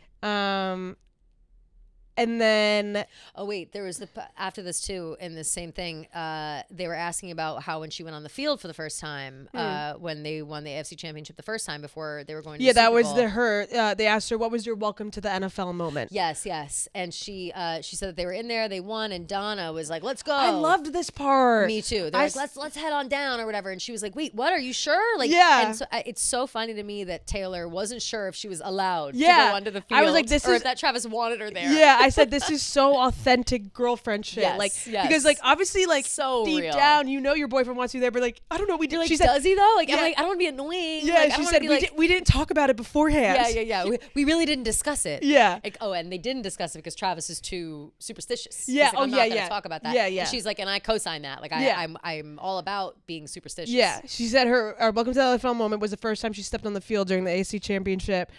She said that she was worried about going on the field because her and Travis didn't talk about it beforehand, and Donna was like, let's go, like we gotta go. So Donna was like encouraging her to go. And then, she said that she saw all the crazy media, and then when the media saw her, they started running towards her, and she was just like watching Travis. And she said, I thought this was a funny quote. She said, when there's a mic and there's Travis, he physically needs to scream in it, which was so funny. And then she said, I had such a great rookie year, which was really funny. Super cute. And then I don't know when they brought this up, but I have this in quotes, and I thought this was a funny quote too. They said, Taylor said, hopefully people never thought that we'd go on this podcast and announce an album. Like, I was hoping that was something that fans would be like, that's from left field. Yeah. Like, girl. Yeah, girl, for sure. It was very left field. But like such a fun, like I love how, as soon as people, we even as fans have put her in some kind of box, she's like, nope. Just kidding. No, fuck you. I'm gonna announce my album on my boyfriend's podcast, whether you like it or not. And that's why I love her. It's hilarious. It's it's so good. It's so smart and fun and cool. And she's amazing. At one point, I had in my notes, I don't know when she said it or whatever, but she had said that is grateful. wait, what is it? She's grateful for the ability to create. Yeah. And I thought that was a really insightful, sweet, humble thing to say, because I think that she, obviously she is just like art falling out of her body all the time. You know what I mean? Like, and I imagine to be this like conduit to all of this art would be exhausting, or would be pressure. It'd be strange to live that way. Like, it's just, you have this need and this like longing to create and to do these things or whatever. And the fact that she's so grateful to be able to do all of that, not only for herself but for fans and stuff like that, I add it to the list of reasons why she's the best in the fucking world. And Travis I love that. Was so complimentary towards her work ethic. He was like, I watched you, like all the stuff that you did go through with like TTPD and like making that, and I was just like in awe of how hard you were working, and like it just made me have so much respect for you and all this stuff. And like, he was just so complimentary of her towards her work ethic. And then at the end she was like, it's these two, but it's fine. We have that middle one too. Good. Okay. But she was like so adamant that she really just loves what she's doing, and that she just like really loves writing. She loves performing, and like that's why she's still doing what she does, because she just loves it so much. And that's really reassuring to hear, because I feel like sometimes when this stuff becomes your job, you can lean towards more resenting it. Absolutely. So well, it was just it's like so nice to hear. Everything's fun until it becomes a job, and then it becomes a job just like everything else. Exactly. And it seems truly like throughout this whole interview, all the conversations, I don't know if she has like a really good therapist or if she's just super assuring or what it is, how she's able to have such a level head with all of this going on and still feel creative enough to create. Like, it's crazy. That is what's nuts to me, because I know that, and I think that you feel similarly. Like, if I'm down in the dumps, you're getting nothing out of me. Yeah, exactly. Absolutely. I'm a wet blanket. You won't hear from me for weeks. Yeah. And it's like, I really can't. And I need something. It's like, like Tinkerbell. Like, she needs compliments or whatever. She needs attention to like work. Yeah. Like, that's literally how. That's me too. How I feel. Yeah, exactly. And I feel like, obviously Taylor has an infinite supply of attention. So maybe that part of it isn't the issue, and you can kind of find it elsewhere. But it's funny. It's just such an interesting concept. Like, it's so far from what I would understand. Yeah, 100%. And it's just so interesting. Yep. And then I love it. They kind of just close off the show. They say their things, all this stuff.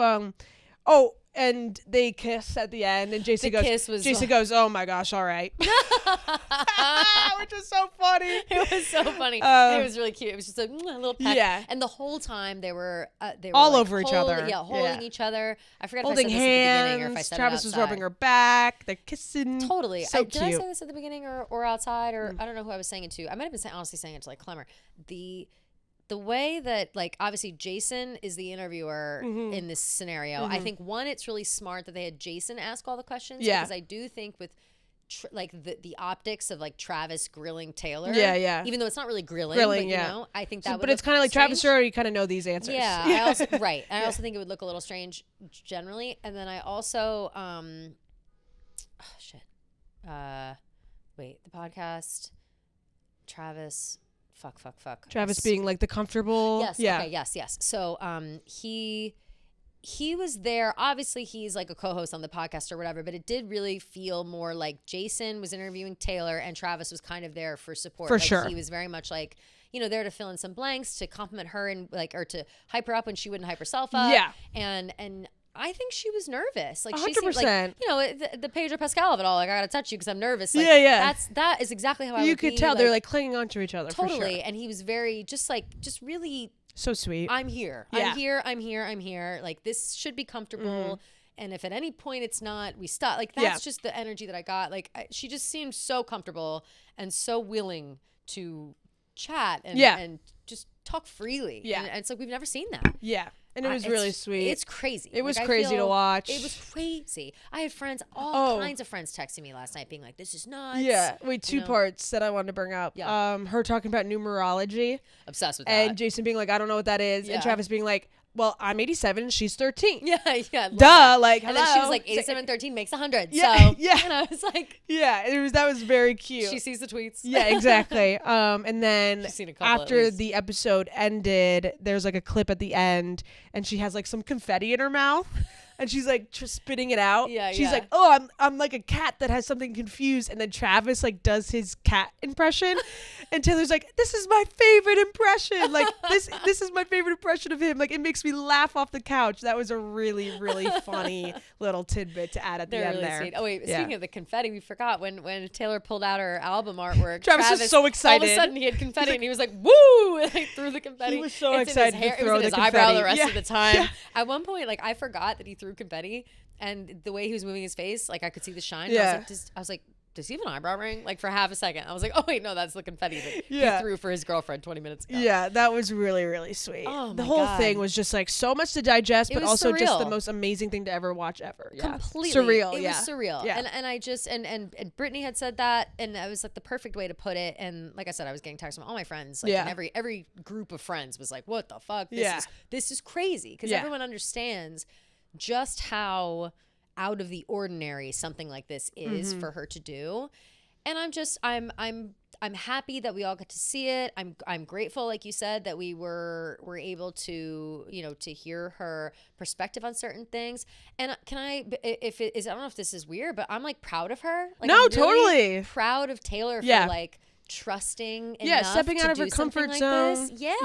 And just and being like, you know what, I'm gonna be me, and I'm gonna be okay with that, and here's 2 hours of me, and I could eat it up. I'm gonna watch it again tonight for sure. I'm probably gonna put it on like to go to sleep. Like I was saying, like it's gonna become like my new comfort show. Yeah, like, literally. Fuck The Office. I'm watching Taylor Swift on New Heights. Yeah, like, it's just 100%. It's amazing, and I think that I feel like we will see a shift in how people see her, how people talk about her after this. Yeah, and I don't know if it's maybe she's like more humanized or what. I hope so. I already see the conversation shifting. Like people aren't like shitting on it. No, you know what I mean? they're like, wait, whoa, she's awesome and funny and cool. Yeah, I haven't seen like bad shit. I haven't seen bad headlines. No. I haven't seen clickbaity headlines. Like it's really, knock on wood, but it's been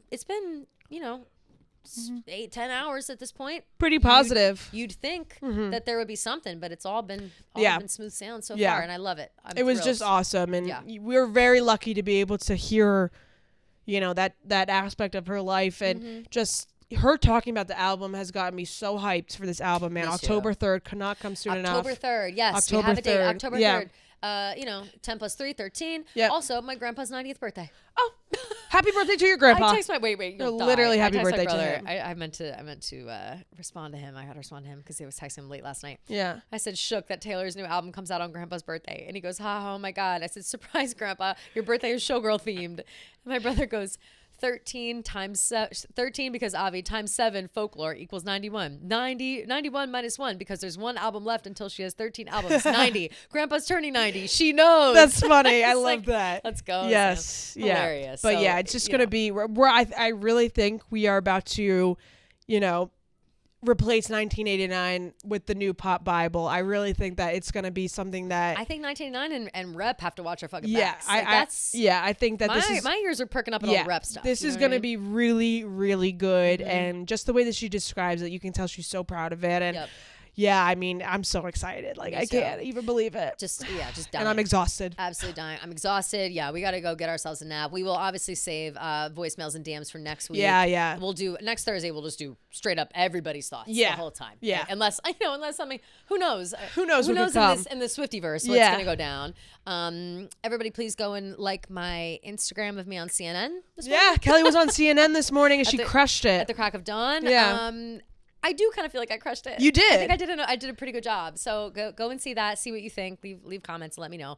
And then we'll see you guys on Tuesday. We'll see you on Tuesday. We love you guys. Mwah, mwah, mwah. Enjoy the life yourselves. of a showgirl. Life of a showgirl. New fucking album. Can we believe it? Yeah, like, right. No, never. Watch the New Heights episode 25,000 times. Okay, bye. Love you guys. Okay, so we are here to do our Summer I Turned Pretty episode 6 recap.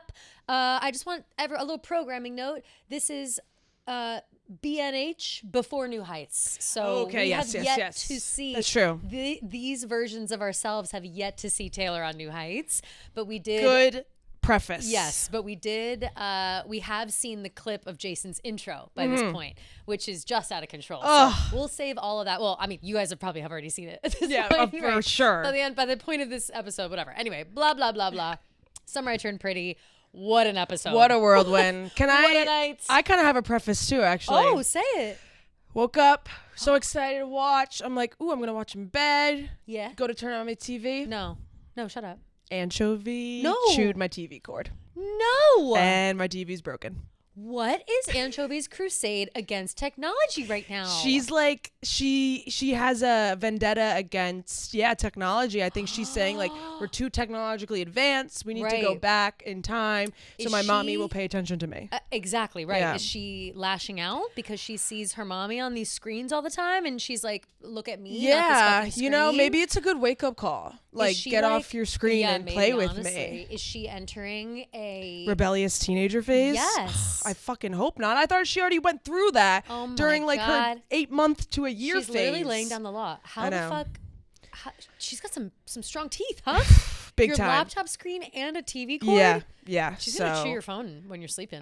You better watch. You better watch your ass. Yeah. Hide it under your pillow or something. Like the only remedies are people like there's like spray you can spray that gets them to like stop chewing, but I've tried that before and she like doesn't give a fuck. She'll just chew it anyways. Chewing through it. Or like get another cat. That's so crazy. Right. That's what. Yeah, they're like, oh, like get another cat, and like she'll have someone to play with. I'm like, fuck. Do I need to get another cat? No, and that's also not even like.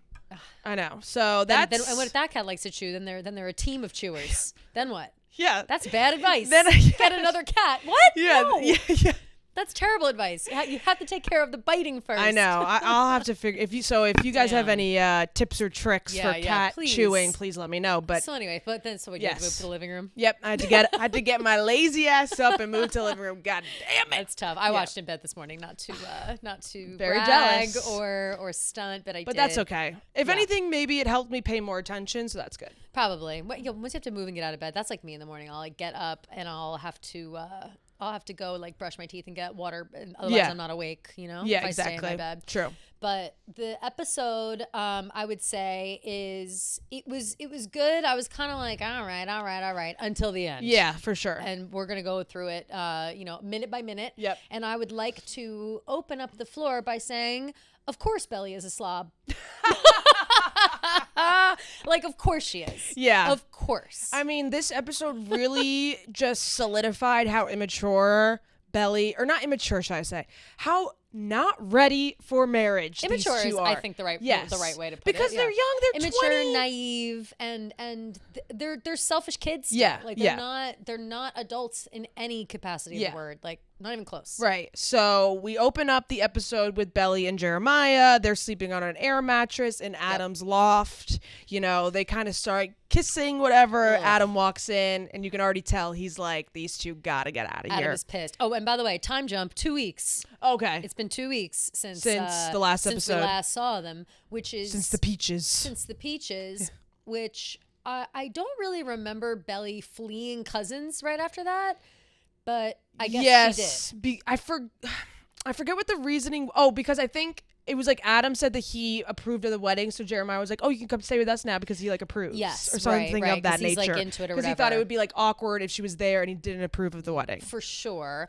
Also, so in that conversation, Adam comes in. He sees them sitting, whatever. They're being like literally a teen couple, like hooking up on the air mat, whatever. Yeah. And Belly, she's leaving her fucking fruit snacks everywhere. She's leaving her hair in the drain. Her hair's in the drain. Yeah. She has no respect for the loft. She fucked with the coffee machine. Yeah. She's like, Belly said it, so it would make you coffee automatically. It's like, Belly, stop trying to do everybody a fucking favor. Yeah. Just mind your business. How about make yourself scarce? And why are you singing in the bathroom? Why are you singing in the bathroom so loudly? Yeah. Why so loudly at the crack of dawn, allegedly? And Adam's like, I can't deal with this. It's been 2 weeks. She kind of like, when is she gonna get out of here? He said, whatchamacallit? He was like, or Jeremiah was like, you said Belly could stay. And he was like, yeah, but it's been 2 weeks. Yeah. So clearly he meant like a couple days. Yeah, not for the rest of their life. For the first time this entire time, I'm on Adam's side. For sure. Because that is so crazy. First of all, it's crazy that Belly won't just go the fuck home. Mm-hmm. Like, I understand that she and Laurel have their issues right now and she doesn't approve of the wedding, whatever. But instead, she's going to inconvenience everyone else around her because of it. It doesn't, like, she's not entitled to that from Adam, it's like, then stay in Cousins, right? Because no one's there.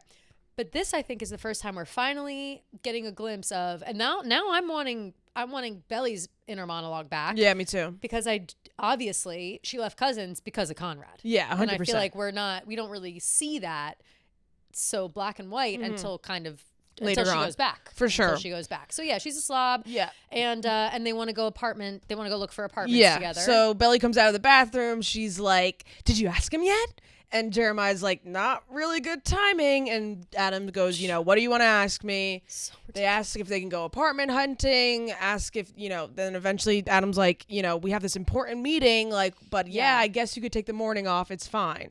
Or actually Adam's kind of like, we don't really need you at this meeting, so it's fine. Adam's like, you know what? Don't worry about it. Well, the problem is like, Jeremiah very clearly wants to be at this fucking meeting. Like Adam says to him, like, "Oh, you're up early," and he's like, "Yep, just wanted to debrief before this meeting, blah blah blah. It's important, whatever." He's like trying to insert himself into this business thing so his dad respects him, blah blah blah. Yeah. Then Belly comes along with her bullshit, and she's like, "Yeah, it'd be nice if we could have." He was like, "Oh, what do you want the day off?" She's like, "A morning would be nice." Yeah. Like, she's like forcing the issue of like Jeremiah needs a day off so we can go do this. Yeah. And in that.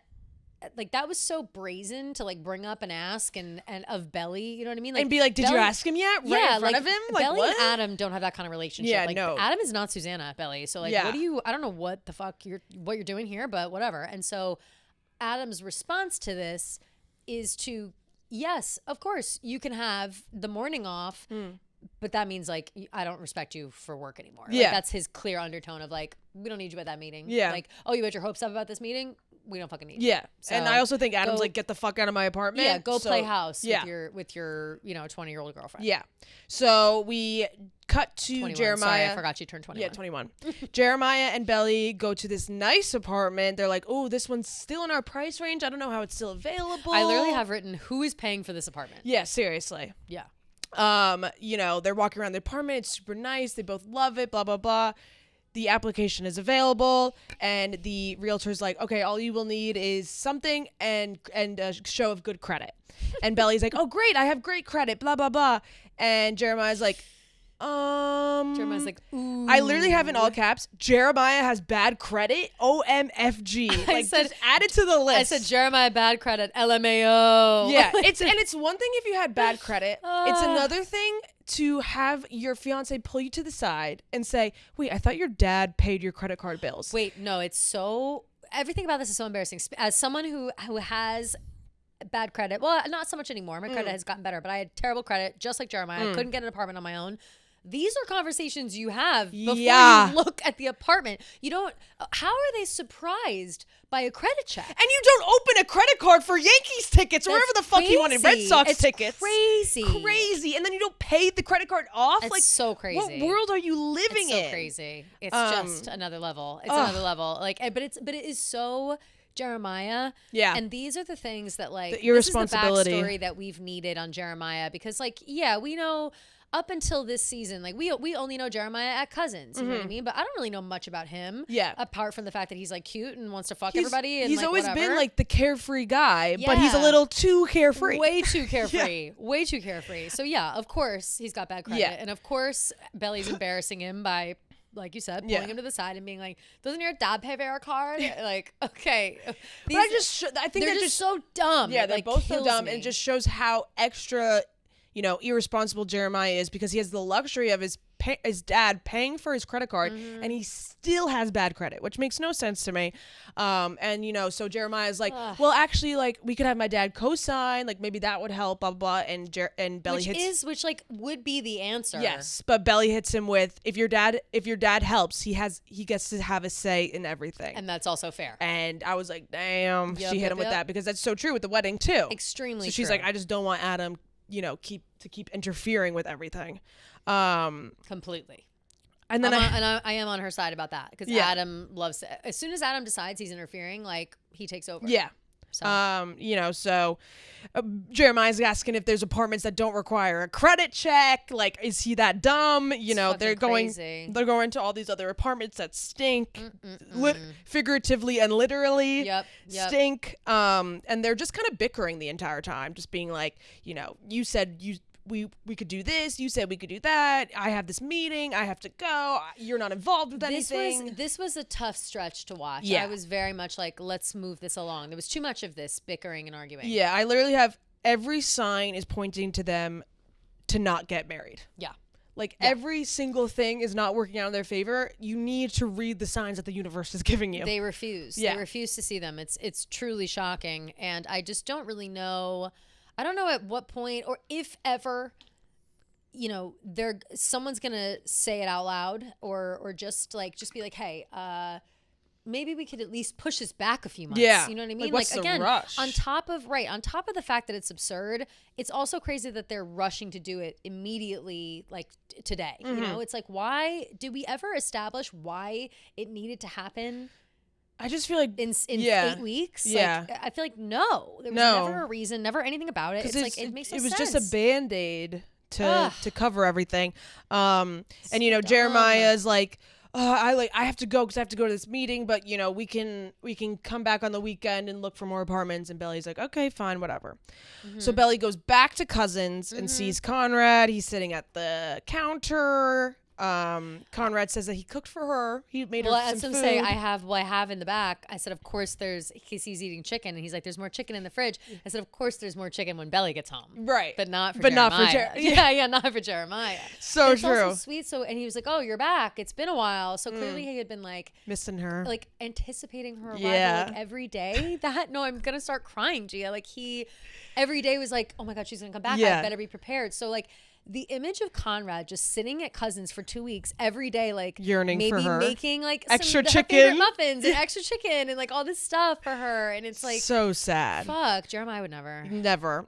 She says she's not hungry and she goes to bed, but she's like, oh, I guess I'm gonna have to eat Kit Kats for dinner. So clearly she was hungry. Yeah, but I think she just wanted to avoid seeing Conrad. Well, she did what Conrad wasn't strong enough to do last time when he was like, I should go upstairs and go to bed. And instead he's like, are you still hungry? And then they made food or whatever. And in this case, she did in fact go to bed. But I do, you know, I think at this point we can see that she's clearly very affected by Conrad in general. And she's, you know, wrestling with some emotions of her own. Yeah, for sure. Finally we see some light behind those eyes where it's like, girl, open up. Yeah. You know, it's time. So she is walking. So then we cut to her. She's walking into the country club where they're going to have the wedding, the Cousins Country Club. We all know and love. She's wearing a red dress, which I thought was very interesting because like Love and Him is red. So I was like, okay, red dress. I feel like that's a little also super cute dress. Super cute. Like really a little linen red dress or something. I think it's the one. Is it the one that's like in the promo pictures? I think so. Yeah, I think so. Yeah. It's a really cute dress. I would love if anybody knows where that's from. I would love. Yeah. So she's just continuing on doing all the wedding planning herself without Jeremiah there. But don't worry, because Jeremiah will be at the tasting. Oh, well, thank God. Well, thank God he's going to make it because for that. God forbid the Mirror Glaze raspberry queen doesn't get made properly. It needs to be right. Like Jeremiah needs to taste every single thing that's even going to walk through the door of that wedding, or else we're going to have a problem. He doesn't give a fuck about anything besides what the food tastes like. So embarrassing. Which is so like teenage boy. No, it really is. Especially the cake thing. Don't get me started again on the raspberry coulis. I literally can't with the raspberry I can't with the raspberry coulis. I really can't. She's walking through the country club. You know, they're like showing all the stuff, and she walks through all the Debs, and they're dancing. Yeah, and you can tell that. She's like, oh, like good times, reminiscing. I miss these moments. And also remember that the Deb stuff from last season was a little 2 seasons ago. Sorry, 2 seasons ago was a little like I feel like it was a little back and forth with Conrad and Jeremiah because at that time Conrad was obviously like you would think that the Deb ball would bring back memories of Conrad because like Conrad was her date and her boyfriend or whatever. But Jeremiah did step up in a lot of those moments where Conrad like didn't show up. Remember? No, it was the other way around. Jeremiah was her date and Conrad stepped up when Jeremiah was missing. No, but I thought at the beginning like Conrad. No, Jeremiah was her date. Dancing? Yeah. When Jeremiah came in. When she's sitting and having like lunch with all the girls, am I mixing up? Oh stories? yeah, that was like when they were just doing like practice. But that was even before Jeremiah was her date. That was before she even had a date or anything. He just like came in and because he was working lifeguard, and that's when he like started doing those weird dances. Yeah, but I thought for some reason then later on they were doing the dancing and he put on different music. That was when that's the scene I'm talking about. Like when he comes in, he's like a lifeguard, he has his shirt off. Does he do it twice? Not that I know once of. he comes in when they're like having that tea, like all the girls are like having tea. Yeah. And he walks Belly to that room. Yes. He's like, I'll walk you to the room. Yes. And then later he comes back without a shirt, lifeguard, Yes. and during the dancing scene. Yes.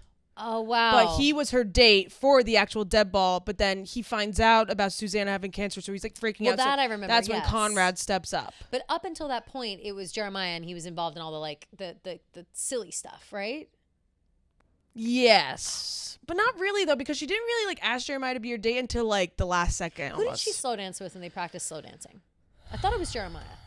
So maybe I'm just probably. And and for some reason I thought that was him stepping in for Conrad, who like didn't show up. I don't know I don't know why I misconstrued that. I know Conrad was like supposed to be the date, obviously. Yeah. And then I can't remember properly because I can't remember if like people were dancing with other people in that scene. Yeah, me neither. Yeah. But anyway, regardless, yeah. it doesn't matter. Yeah.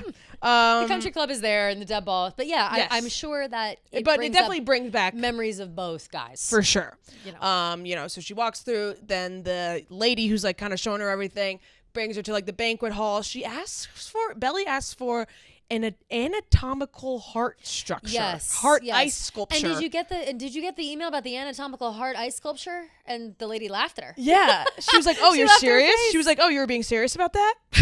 Well, I'm confused. So the anatomical, that means like a legitimate a literal heart, right? Yeah, not like a Valentine's Day heart, like an actual Yeah. heart. So which is that some kind of inside joke we don't know? Yeah. Between Belly and Jeremiah. Like, I wonder. I thought that feels was way more like a Conrad type joke, especially Right. because he's like in a medicine. doctor. Yeah, Yeah. like, that feels much more appropriate. 100%. So I was like, okay, Fuck. that's weird. When did they ever discuss that? Right? Yeah, I don't remember that being brought up, but maybe they brought it up before. I don't remember, and that's such a specific request. So I was like, huh. It's very strange. And did do you remember this from the book?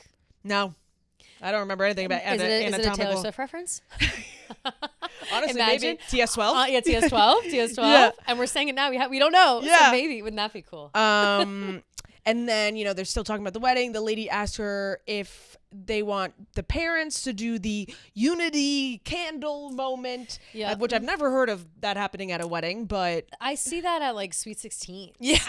Where you like light And like the bat candles. mitzvahs. Bat mitzvahs. I think it might be lighting the unity candle. It might be like a Jewish faith thing. I'm Yeah. honestly not sure because I know you stomp on the glass. I've been to a couple Jewish weddings. Yeah. but I'm not sure not either. a Catholic wedding. Actually, no, that's a lie. I feel like that's a really old school thing. So I feel like there's a picture of my parents doing that. But my friends, I've not seen do. Yeah, I could see them being pretty I think old there's school a and picture cousins. of my parents doing exactly that, like up at the altar, like lighting a candle. Yeah. So she asks about the candle. Belly gets, you visibly upset because she's like, oh, we won't have to worry about that. She basically says, not saying that her mom won't be there, but, it's in the back of her mind. Yeah. And I think, honestly, that question led her to, she ends up calling Jer and she's like, I'm having second thoughts because this is getting really big. Like, I don't want to see 100 people that I don't know, like all this stuff. This is getting crazy. And wait, also, the reason that she found out it was so many people is because the lady was like, oh yeah, that'll be, what did she say specifically? Oh yeah, like something something food, right? something about like over 100 RSVPs or something like that. Yeah, like she dropped the number on Belly that she did not expect. Yeah. And so now she's freaking out. Yes. So that's why she calls Jeremiah and she's like, hey, what the fuck? Yeah, Like, and I think this is getting out of control. And now she's being reminded that her mom won't even be there. Yep, So she's like, yep. we're about to have a wedding for strangers, basically. Yes. And she's right about that. Yeah. I gotta give credit to Belly where it's just like she's almost there. She's Yeah, almost there. Right. And Jeremiah's like, oh, she's like, I don't want to have to look out into a sea of people I don't know. And Jeremiah's like, well, you don't have to look at them. Look at me.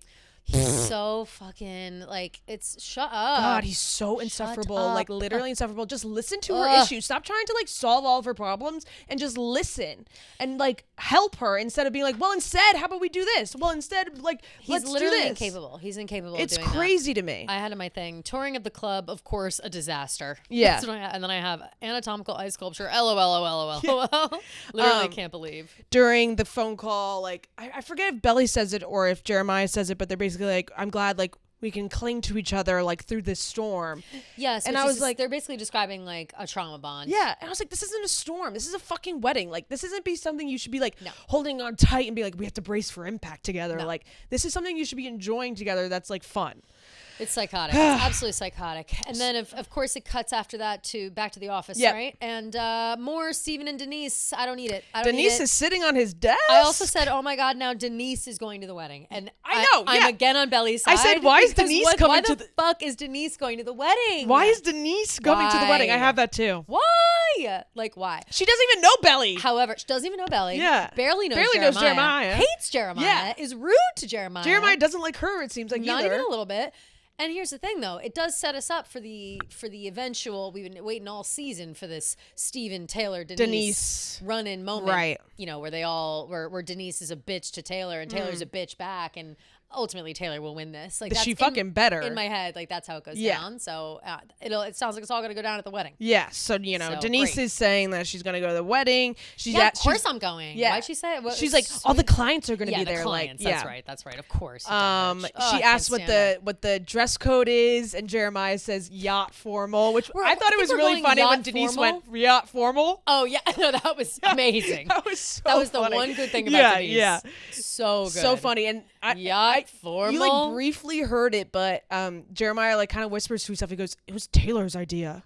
Did you hear that? No. Yeah, he goes like, "It was Taylor's idea." That's hilarious. Which was very funny. And then Kaylee is mentioned again. Oh my God. From Jeremiah being like, "Oh yeah, like blah blah blah blah blah is dealing with this," and Kaylee is handling all this stuff, whatever. Mm-hmm. So Kaylee's back mentioned again. Clearly, Jeremiah doesn't really have much of an idea of what's going on between her and Adam. No, he clearly has no not idea. A single fucking clue. And then we're back to cousins. Yep. Belly is walking into the house, and Conrad's outside fixing a sprinkler. Conrad's just Mr. Fix-It. Like he's in his like Bob the Builder shit. I think he just has to take his mind off his life. 100%. Yeah. And he's just doing these like innocuous things. But I also think it's interesting that he does, every time we see Conrad, he's like fixing and repairing and like low-key making the house nice. You know what I mean? 100%. Like, obviously they're now still having this at the club, but it seems like Conrad was maybe subconsciously like trying to make the house nice for Billy to have the wedding at the house. Oh, that's you know nice. What I mean? Yeah. Like I kind of felt that. Yeah. I was like, he's always fixing up this house. For sure. And I'm sure he feels like he has to be the keeper of this house, especially because they made such a big stink about bringing it back. And also it's like the soul of Susanna, I feel completely. Yeah. But it is interesting to see him portrayed as this like man who is fixing everything. Juxtaposed with Jeremiah's break it all down. You know what I mean? So I think that is very intentional. Wreck-It Ralph and Fix It Felix. Yes, literally yes. Yes, and that feels intentional. Yeah. So, they run into each other. Conrad's fixing the sprinkler. Conrad mentions that he made her food again. He asks about Laurel changing her mind, and, Belly's upset. She says that like Laurel still didn't change her mind. Conrad like can see that she's upset, and that's kind of like just the conversation. Then it goes to Taylor and her mom, and they're talking about like Steven and the baby or the wedding shower or whatever.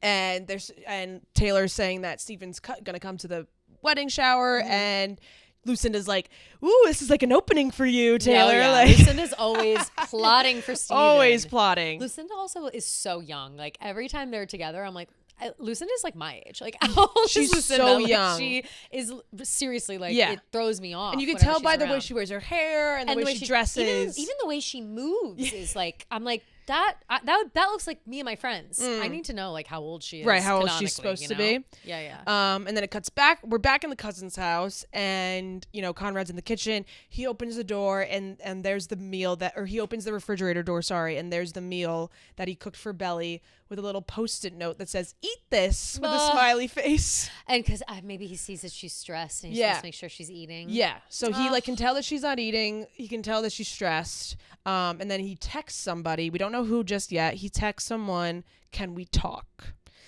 And you're like, "Ooh, I wonder who he texted." At first, I thought it was Agnes. Right? Wouldn't that have been something? Yeah. Also, I thought of Agnes again later on though. And yes, I think that my first thought about that, the mystery person that he's texting, in my head, I was like, it's got to be Laurel. You know what I mean? Oh, like, really? My first thought was Agnes. I don't know why. I thought Laurel because of the conversation they had just had. Right. And there had to be a moment. It's shocking that it's taken 6 episodes for Conrad and Laurel to have a conversation because we've got all these flashbacks of you're my guy, you're my special guy, you're the firstborn, you're whatever. Like they have that relationship. So even for Laurel to have not reached out to Conrad, I'm kind of surprised by. So when I saw him send that text, I was like, I hope that it's this. Like, that was what I was really hoping for. And it seemed to be. They went to a diner. They're having a meal or whatever. Yeah, just right before that, actually. Before. This is also where I started tuning out because things were happening. Oh, yeah. So I didn't rewind. Sorry. So Conrad texts the anonymous person, and then it jumps to Jer at the office again, and Jer's like going to talk to his dad in his office. He sees in the crack of the door that Adam and Kaylee are in there, and they're talking and they're flirting and they're really close to each other, and Jer sees, and then he kind of like ducks away. And then he comes back and he knocks on the door. He's like, "It's Jeremiah!" Like very loudly. Right. They separate. Yeah. He walks in. They're talking about the wedding. Kaylee's like, "Oh, Jeremiah." I missed this entire part. Yeah. I gotta go watch it again. Kaylee's like, "Oh, Jeremiah, I've known you since you were a little kid. Like, of course I would help you, blah, blah, blah." Adam is saying that, like, him, Jer, and Conrad are going to go suit shopping today and go out to eat. And Kaylee made the reservation at Il Mare because Jeremiah likes oysters. And then Adam goes, "Oh, actually, since Conrad's in town, let's go to Grass-Fed because he wants steak." Of course. Or something like that. So always got to do what Connie baby wants. Yeah, exactly. Adam's favorite kid. Jeremiah, like you can see, Jeremiah gets this specific face whenever it's like a stank face. Yeah. Whenever He's it's so Adam good. and Conrad. I will say though, who I can't. They're so their characters are Gavin. Gavin. Yeah. Gavin's and this is a nod to Gavin. We were saying nice things about Chris last week. Yeah. Gavin is so good at that defeated face as soon as Adam is like, I like Conrad more than you. Every time he does something like that to show that, Gavin's acting face to show that he's like, it's almost like a slap in the face every time. 100%. Bravo, because it really, you can really see it on his very face. Well. And that's when I feel bad for Jeremiah because I'm like, I know that you're a mess. I know you're a nightmare. You're not ready to get married for sure. But I think that he's a flawed person, and I think that he's really just looking for love. He wants his daddy's love. He just wants he's got daddy issues. Yeah, big time daddy issues, and that's fine. And don't we all have that? Don't we all? Yeah. A lot of people have daddy issues. And especially men who have just graduated college and they really want to make their dad proud. Yeah. And so all this shit's going on and whatever. And he just like lives in Conrad's shadow forever. So I do feel bad for him in these moments. And then they go suit shopping, right after? No, so what happens in between? So I'll say the rest was suit shopping. Yeah. So then it cuts to Conrad is walking into a diner. We still don't know who he's getting food with. Then he walks in, and it is revealed that he is at the diner with Laurel. At this point, I was like, yes, finally. Great confirmation there. Yeah. Love. He talks to Laurel about the wedding, and he basically is like, he says, you will regret it for the rest of your life if you're not at this wedding. Like, she's your daughter, whatever. And she knows that. And Conrad tells Laurel that he knows about Kaylee, too, which was big. That was a big reveal. Yeah. Wait, also, did he say... I think Conrad was saying to her, trying to convince her to go to the shower. I don't know if Laurel has committed to going to the wedding yet. Remember, because the shower was like the next day. Yeah, I think it was like this. It was the same kind type of same conversation. Sentiment. Yeah. Because when he says, he's like, if you don't go to the shower, like you'll regret it, blah blah blah. And then but then they start talking about the wedding itself, and I think I don't know how Kaylee comes up. Yeah, but she just like kind of brought up, and Conrad's like, I've known about this, and Laurel's like. You keep so many secrets. Like I should have known that you know this because like you literally like he's in Conrad's like, oh yeah, like typical me. Like I just held it in. This entire like of time. Course I did. Like do you even know me essentially? Yeah. But I loved Laurel's reaction because it's such a good reaction. Like of like your friend's husband cheated on you with some hussy, and like Laurel's reaction is so perfect for that. Yeah. Like, just being like, ugh. Like she's involved in the wedding. That's unbelievable. Yeah. Like, what did she say? Like something along those that's lines. Ridiculous or something. Something like that. Yeah. Which I loved because that is the energy you have for the woman that your bestie's husband cheated on. 100%. Like that's just Kaylee could be the nicest girl in the world, but I don't give a fuck. Like, Adam cheated on his wife with cancer with her, and now he's just gonna slide her into the fold. Like so crazy. It's disgusting. Not in Laurel's house. Not in Laurel's house. So that conversation with Laurel and Conrad, I thought in my head I was like, the only person that could talk to Laurel and convince her of something like this is Conrad, 100%. Which then made me go back and think maybe that's why Laurel didn't reach out to him or try to talk to him. Actually, that's true. Because she knows that, like, Conrad would be the one, and that they're she kind would of in do the this same for. boat. They like, totally are. They both don't want it to happen, and Conrad's like, we both just have to suck this up. Absolutely, and that was part of it too. She was like, or he was like, "Why are you on board with this?" Laurel says that to Conrad, and he's like, "Because I just want her to be happy." Yeah. As in Belly, and then she was like, "And Jeremiah," and he's like, "Yeah, and Jeremiah." Yeah. Like, basically as an afterthought. And then Laurel is like, "But what about you? Like, what will make you happy?" Oh yeah, that's what I said. When does Conrad get to be happy? Yes, oh, yes. when does Conrad get to be happy? It's like, great question at Yeah. this point. Great fucking question. Yeah. And also a reminder, it's been 4 years since Susanna died.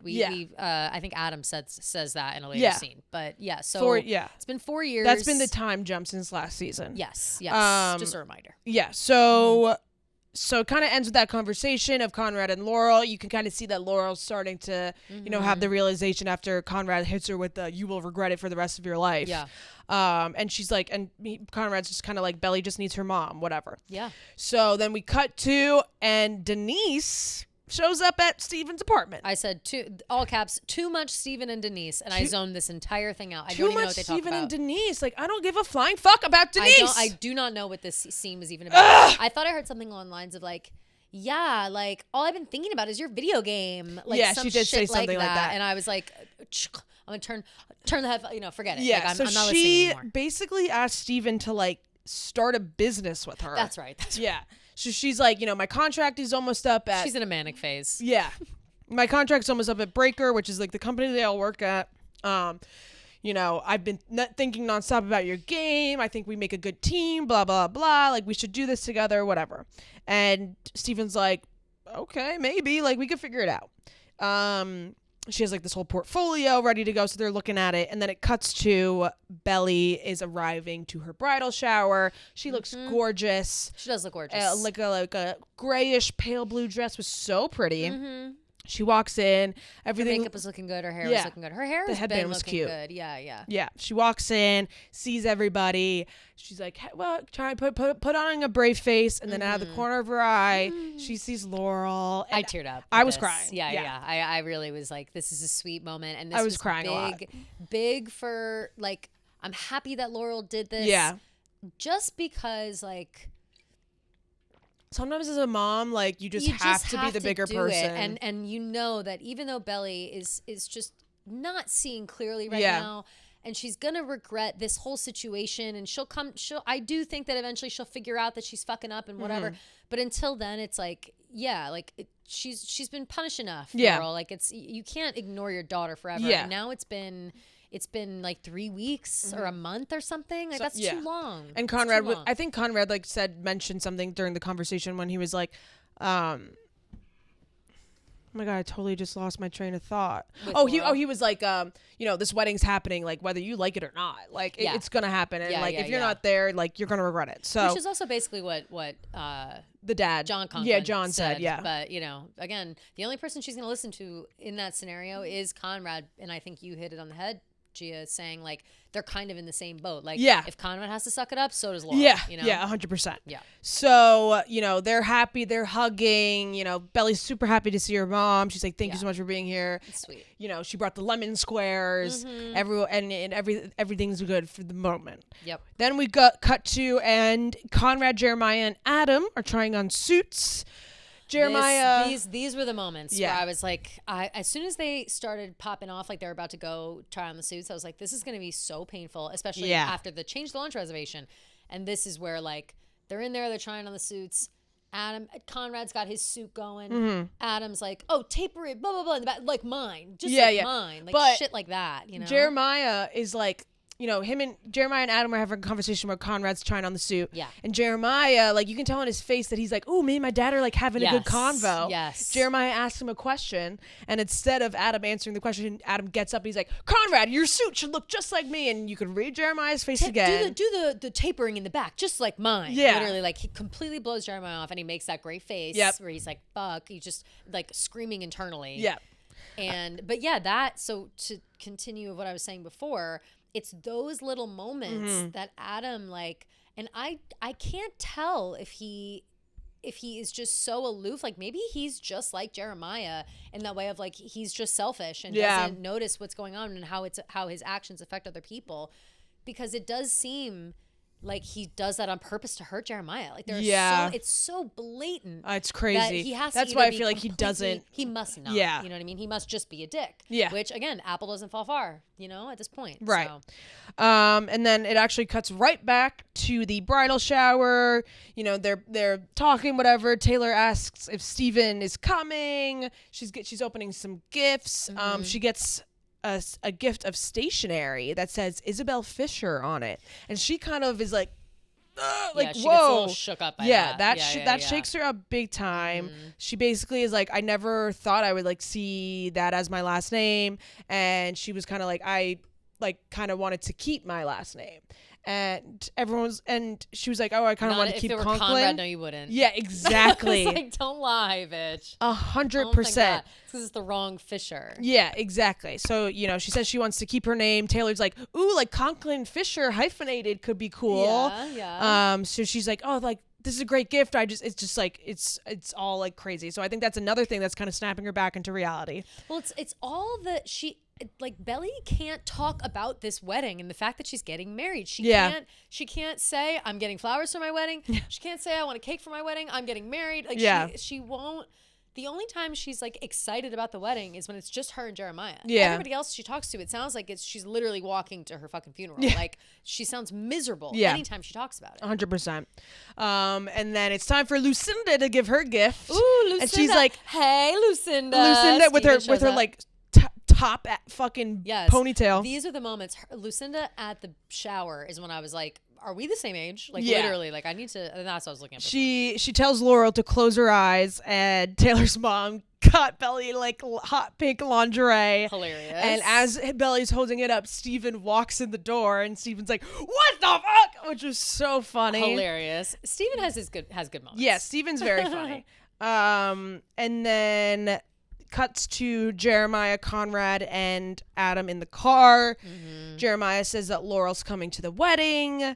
And then Jeremiah asks Conrad if he wants to bring a +1.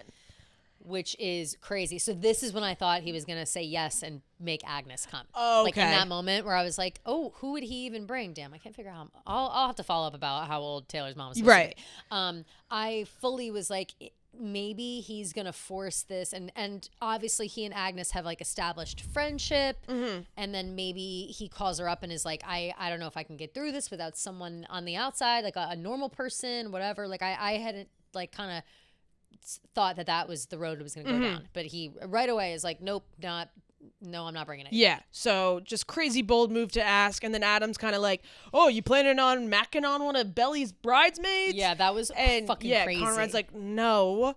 And then crazy. No. Wait. Yeah, so Conrad's like, no, like, I'm going to California. Like, I wouldn't do that. And Jeremiah goes, isn't that the point? And Adam, no. Did Jeremiah say it or did Adam say it? I thought it was Jeremiah. I thought it was Adam, but then they both kind of like laughed about it. Yeah, like, they both loved it. Like, they both liked the joke. I don't know which one said the joke. I'm pretty sure it was Jeremiah. That makes it so much worse. Yeah. Like, I hate if it was Jeremiah. Yeah. In my head, I thought it was Adam because I was like, ew, dirty old man. Yes, disgusting. But I can't remember because he was a dirty old man for even bringing up the bridesmaids part. 100%. So I don't even know. But that whole scene in that exact moment, again, like, Jeremiah is Adam, I guess. Like, that's what I've discovered this episode, at least. Like, they're so similar. They're more alike than he thinks. And they're awful. Yeah. Like, they're awful. And then, speaking of +1s, Adam drops the bomb that he wants to bring Kaylee to the wedding, which we kind of saw coming. We saw that coming for sure. We knew that was going to happen. I think, too... sorry. Well, I think, too, with the Kaylee thing, like, she, Jeremiah did already ask Adam a while ago, like, if he wanted a +1 to the wedding. So in Adam's head, he's like, all right, Jeremiah seems to be fine with me moving on. Yeah. And then he brings her up in this moment, and Conrad is surprised. Jeremiah doesn't seem as surprised, obviously, because he just saw them like, flirting earlier in the episode.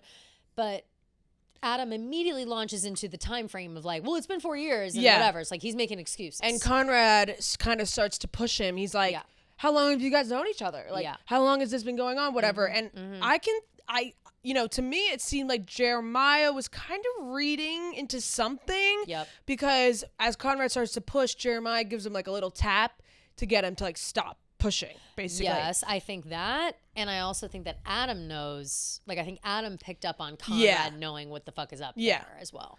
And then it cuts back to the bridal shower. They're playing the honeymoon game where they're guessing, like, they're asking questions about Jeremiah, and they're holding up signs, and then Belly answers, and, you see whether you got it right or wrong. I said, Belly is obsessed with Jeremiah in a weird way. Yeah. She knows way too much about him. She knows too much, and it's weird. It's almost like information you know about, like, your kids or, like, your friend. Or, and then the final question is something along the lines of, like, what was Jeremiah's first pet or first, like, pet or something? What was the name of Jeremiah's first pet? Yeah. And Belly starts to tell the story about how Jeremiah found this dog, and the dog ran right up to him. Rosie, and she was kissing his face, and the dog loved Jeremiah, blah, blah. She ran right up to him and gave him a million kisses. Yeah. It was one of the most beautiful things I've ever seen, or some bullshit. Yeah. Like, the way she said it, I was like, this is Yeah, you could tell she's also a little... drunk at this point. For sure. Oh, that's right. I forgot. Belly's drunk. She had this one sip of alcohol. She's hammered. She's blacked out. And being a fool. Yeah. And Steven's like, wait, no, like that was Conrad. That wasn't Jeremiah. That was Conrad. As soon as she was telling that story, I was like, this is about Conrad. Yeah. There's no fucking way. Yeah. Jeremiah was the one this dog ran up to. No way. So her and Steven kind of start like going at it a little bit about whether it was Conrad or Jeremiah. And during that time, Steven's like, all right, well, I'm getting a call. So whatever. Yeah. So Steven gets a call from Denise. Ugh. And Belly and Taylor start to talk after the game. Taylor like diffused that situation. Yeah. She was like, whatever, it doesn't matter. Yeah. Like, we know the name of the dog and I won. Like, she just kind of like brushes it all under the rug. Very and true. Like, stop this conversation. Yes. Yeah. And then Belly says to Taylor that like everything's feeling really real, and Belly doesn't like basically like can't accept the fact that it's happening. She's like, everything just feels so real, blah blah blah. And Taylor's like, finally, yeah, because it's it's gonna happen. We're like, the wedding's soon, whatever. Because it's real as fuck. Yeah. And wait, hold on. What? Another countdown. Oh. 5 hours from now. Oh, that's for the that's episode? for 7 o'clock. Okay. Yeah, okay. Jesus, Marina, just text me. Oh my God. Okay. And then this is gonna be so funny, like tomorrow. Yeah. So they're talking about the wedding, whatever, and Taylor says, "When you know, right?" And Belly's kind of like, "Ha, yeah." And you could see like on her face that when Taylor said like, "When you know," like, she's like, I don't fucking know anything right now. No. Not even a little bit. So then it cuts back to Adam, Jeremiah, and Conrad, and they are at Grass Fed, the steakhouse that I was also zoning out here. Yeah, was so adamant that they went to for Conrad. And Conrad drops the bomb that he got fired. Oh my God, I missed this. Is in here. I zoned out somewhere in here because the Taylor intro on New Heights came out. That is facts, but that's huge to have missed. I really got to go back and watch this episode again. So they're kind of talking, whatever, and Conrad drops the bomb that he got fired. And the way that Adam, it's really awkward, but the way that Adam reacts, I couldn't really get a good read on this situation.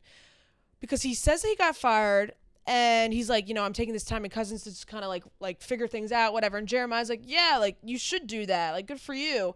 And Jeremiah like says that. Adam like doesn't really get mad. Like he kind of just like is like, oh, like I'm surprised, whatever. Like I'm sure you'll figure things out. Like he doesn't really like it's Jeremiah. Press too much. Or, I'm sorry, it's Conrad. So he like doesn't. Yeah, that's what I'm thinking. I'm like, and you can tell Jeremiah's like annoyed as fuck. Of course. What I was thinking in my head, like, of course, Adam doesn't get mad at Conrad for getting fired, but he gets so mad at Jeremiah for like needing an extra semester. Exactly. So and like it just shows their dynamic. Yeah, so standard. And I do.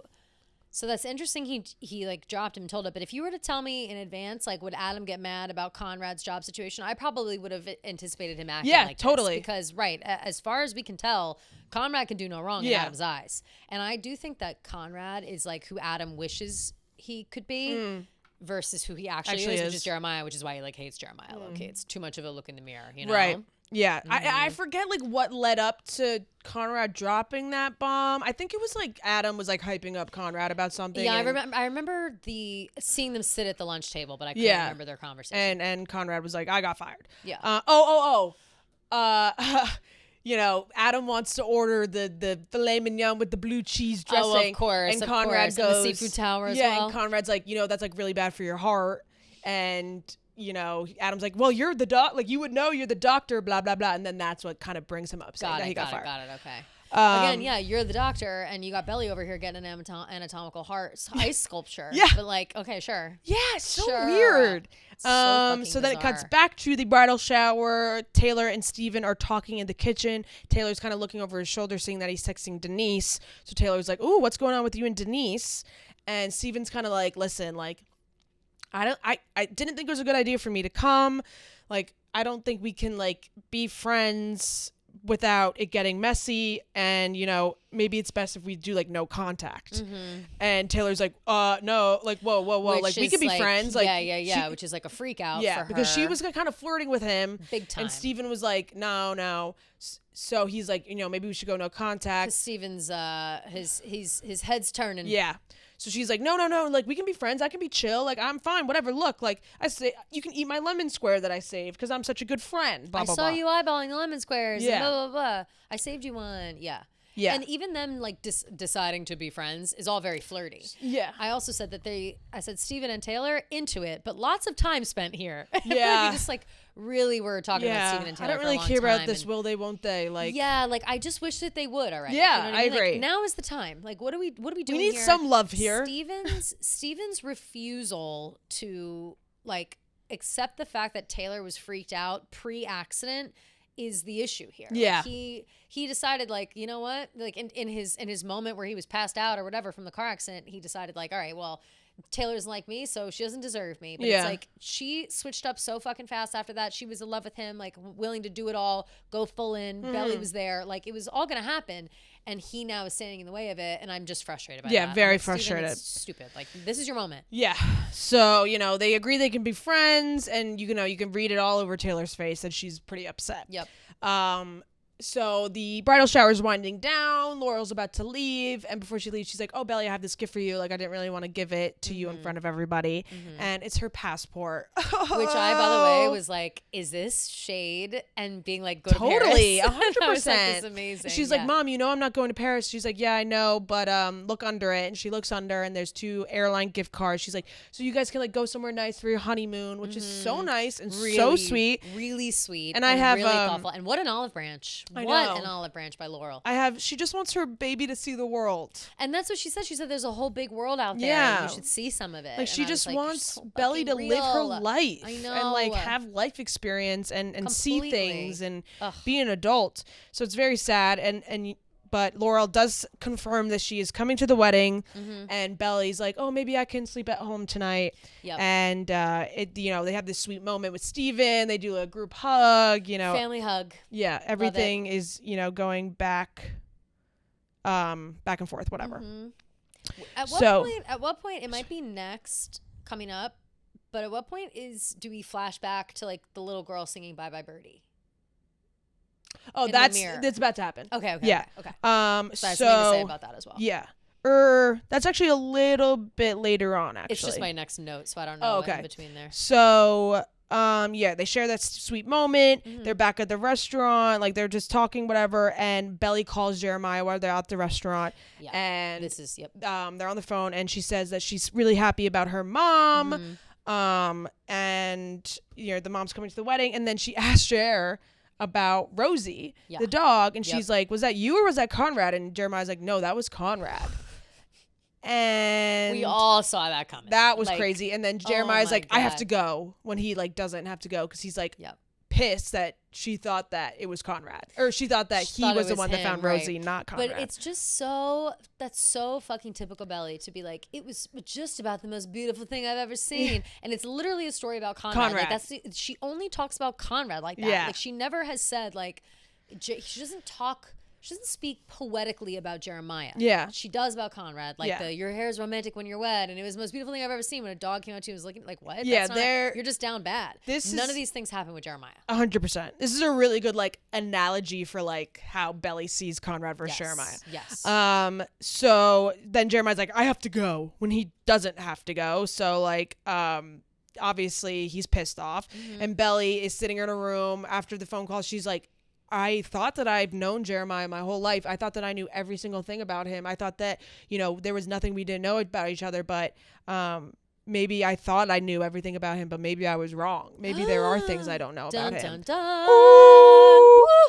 Crazy. Fucking finally that she realizes that. Finally. So finally for real. Jumps back to the boys. And Adam wants Jeremiah to golf with the partners. Yep. Jeremiah's like, oh, I have to do this with Belly. And Adam's like, I don't care. Like, you're golfing with the partners. Whatever. Yeah, you're golfing with the partners. Which, you know, also fair. Like, what did he have planned with Belly? Like, probably more wedding stuff. But yeah, I think another wedding thing. Yeah. Yet again, you can't, like, stop trying to plan this wedding. Yeah, you're it's too like, busy pick your to plan internship right or now. the wedding, you know? Right. So they all agree that they're going to stay at Adams. Conrad's pretty reluctant to stay there, but, you know, they all agree that they're going to stay at Adams, all the boys. Yep. And it cuts back to Laurel and Belly. They're watching a movie. They say, like, this is something they used to do all the time. They would watch a musical together. And she said that they would watch West Side Story, all this stuff. But she always said that, as she said, Bye Bye Birdie was always my favorite. Mm-hmm. And in the background, it's the song, We Love You, Conrad. Oh, yes, we do. Yep. We love you, Conrad. Oh, isn't it true? Yeah, Conrad Birdie is the main character. Yeah.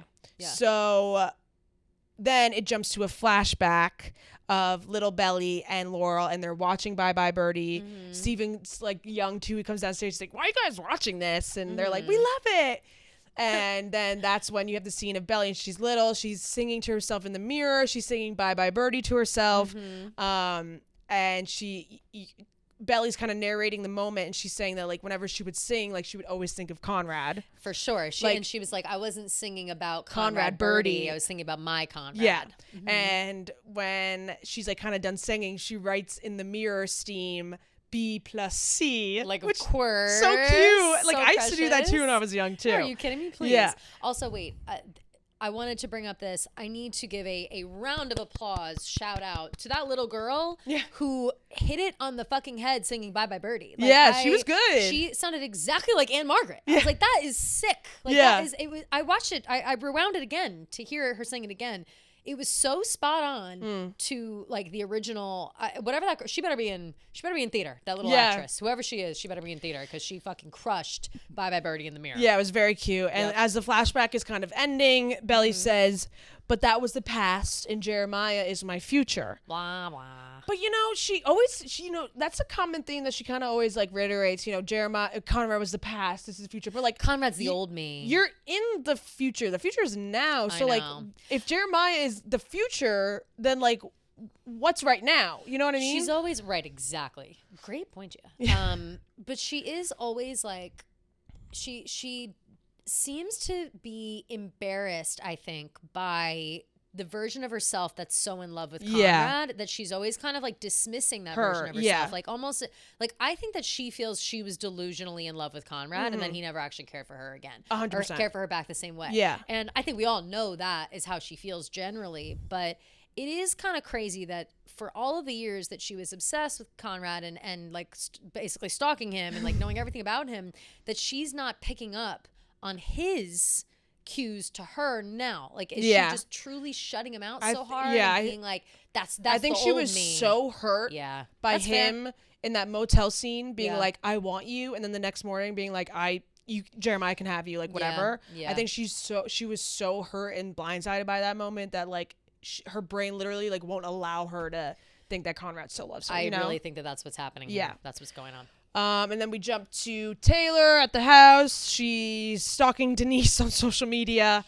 and Lucinda. Which is LOL. Yeah, so funny.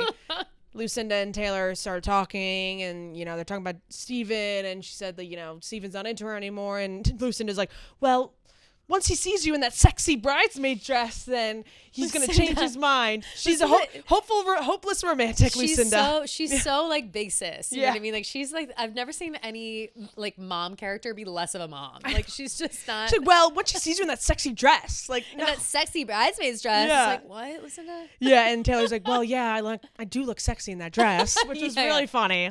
I love Taylor, as always. Love Taylor. And then it is the scene of all scenes. Book accurate. Oh, amazing. Great. Love. Belly is back at Cousins.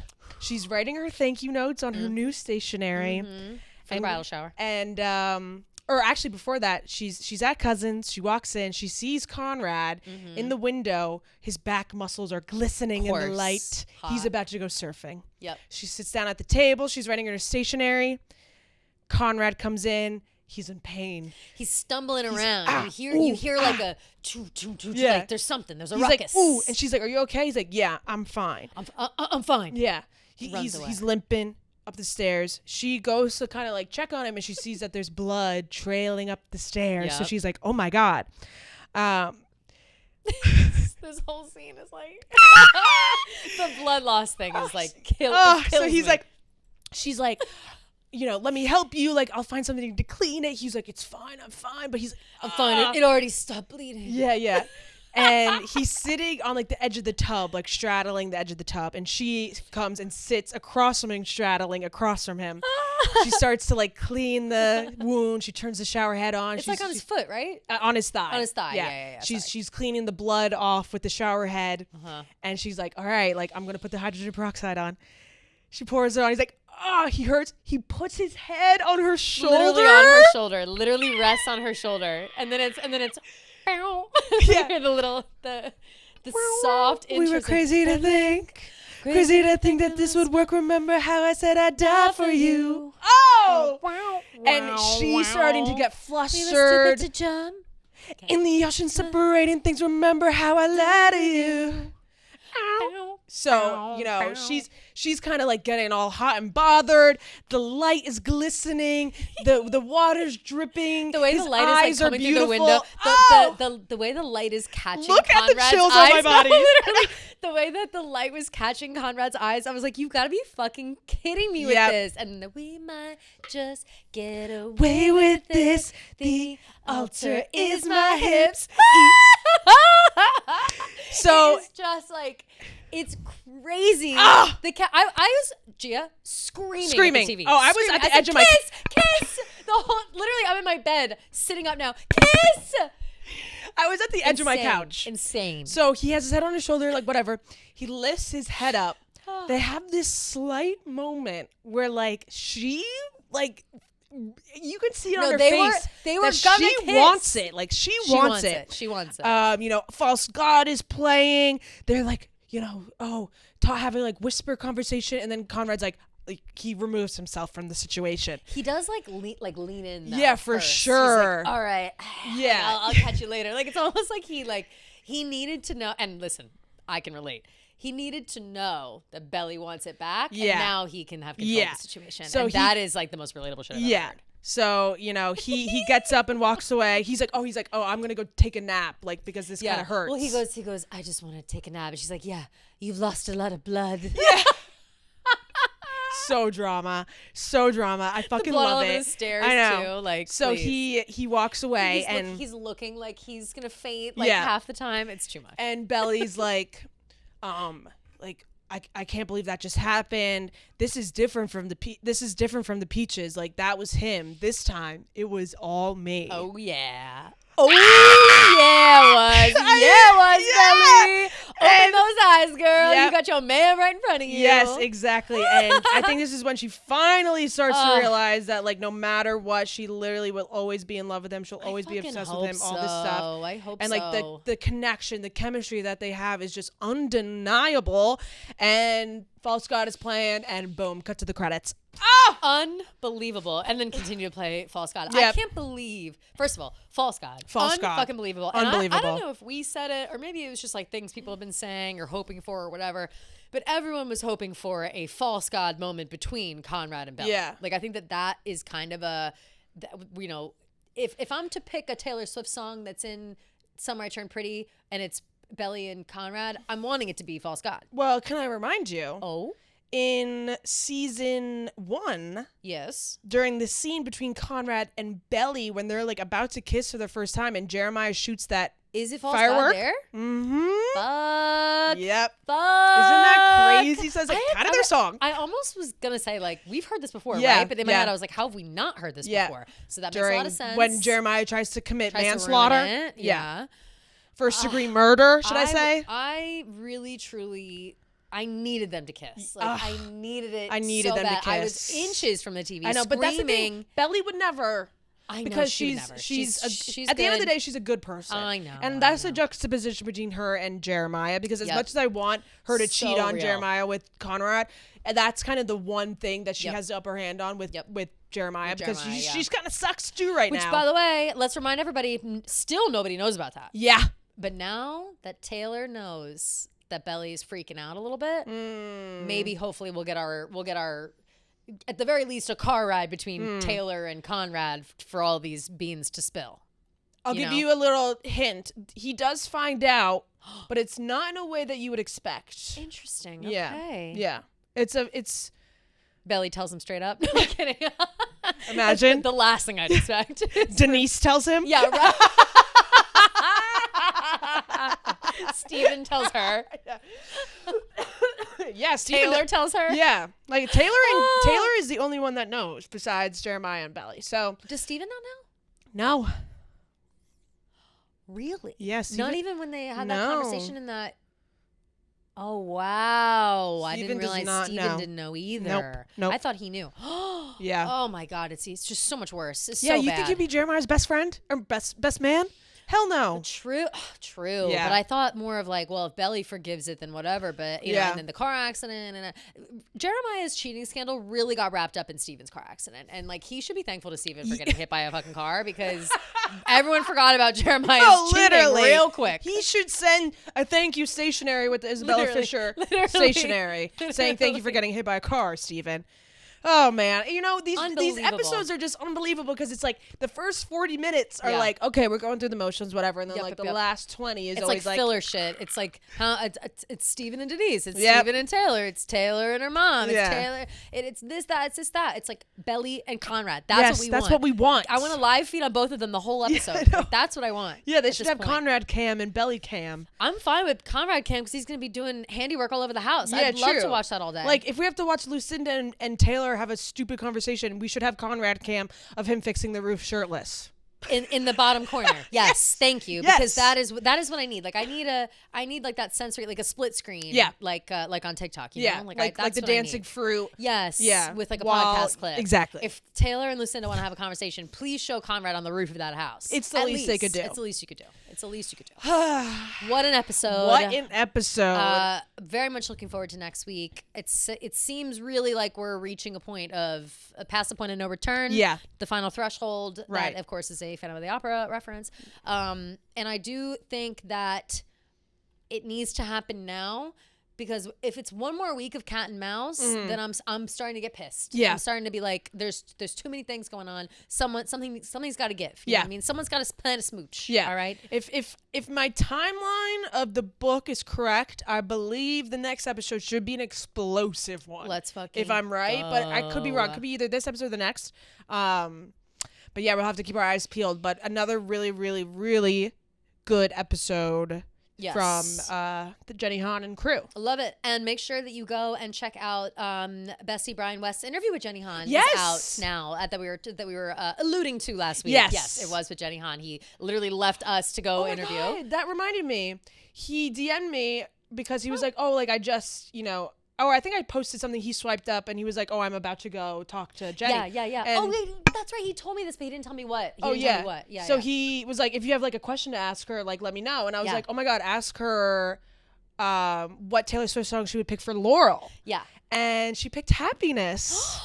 That is so sweet. Oh my God. And also so like tailored for you, literally chills down my spine when she picked Happiness for Laurel. That's like such sweet. A perfect song, and it just shows how much Jenny Han understands Taylor. She really does, and the characters and how important Taylor is to the show. Like it's just crazy. And it's amazing. It's amazing. Such a good answer from Jenny. Great answer from Jenny. Brian did also let her know that he was on our podcast, so Jenny Han does know that Taylor Watch exists. Well, there you go. Perfect. And that's exciting. Yay! So, okay, obviously the rest of this episode is going to be, you know, us freaking the fuck out about the Taylor interview. Looking forward to that. Hopefully our analysis of the show makes sense. I don't think that there'll be any like crossover in that way. I forget there was one more thing. But just before we know what's going on the show or whatever, like obviously we're so fucking excited about the album. And what was I going to say? Oh, that I am disappointed about one thing. What? Is that Taylor has now confirmed that her favorite podcast is New Heights. And I think we knew that already, but, you know, I just really thought she it was probably gonna just be had to say that. ours. She probably had to say that. Yeah, it's like you have to say that. You right? have For to your say that boyfriend, because like, that'd be really awkward if she like was like, "This is my second favorite podcast." Right. So like, right. she probably just was showing face, saving face. Should I say? Exactly. And I just again, before we watch that episode of her on it, I just want to say that like we did hear that she said that, and we are still going to go in with an open mind. Yeah. You know, we're not mad at her. We're just a little disappointed. We're just a little disappointed. Yeah, and that's exactly. okay. Exactly. That's how I feel. So, all right, we will see you guys next week. We'll do a proper outro on the other side. Yep. But we'll see you later. Love you guys.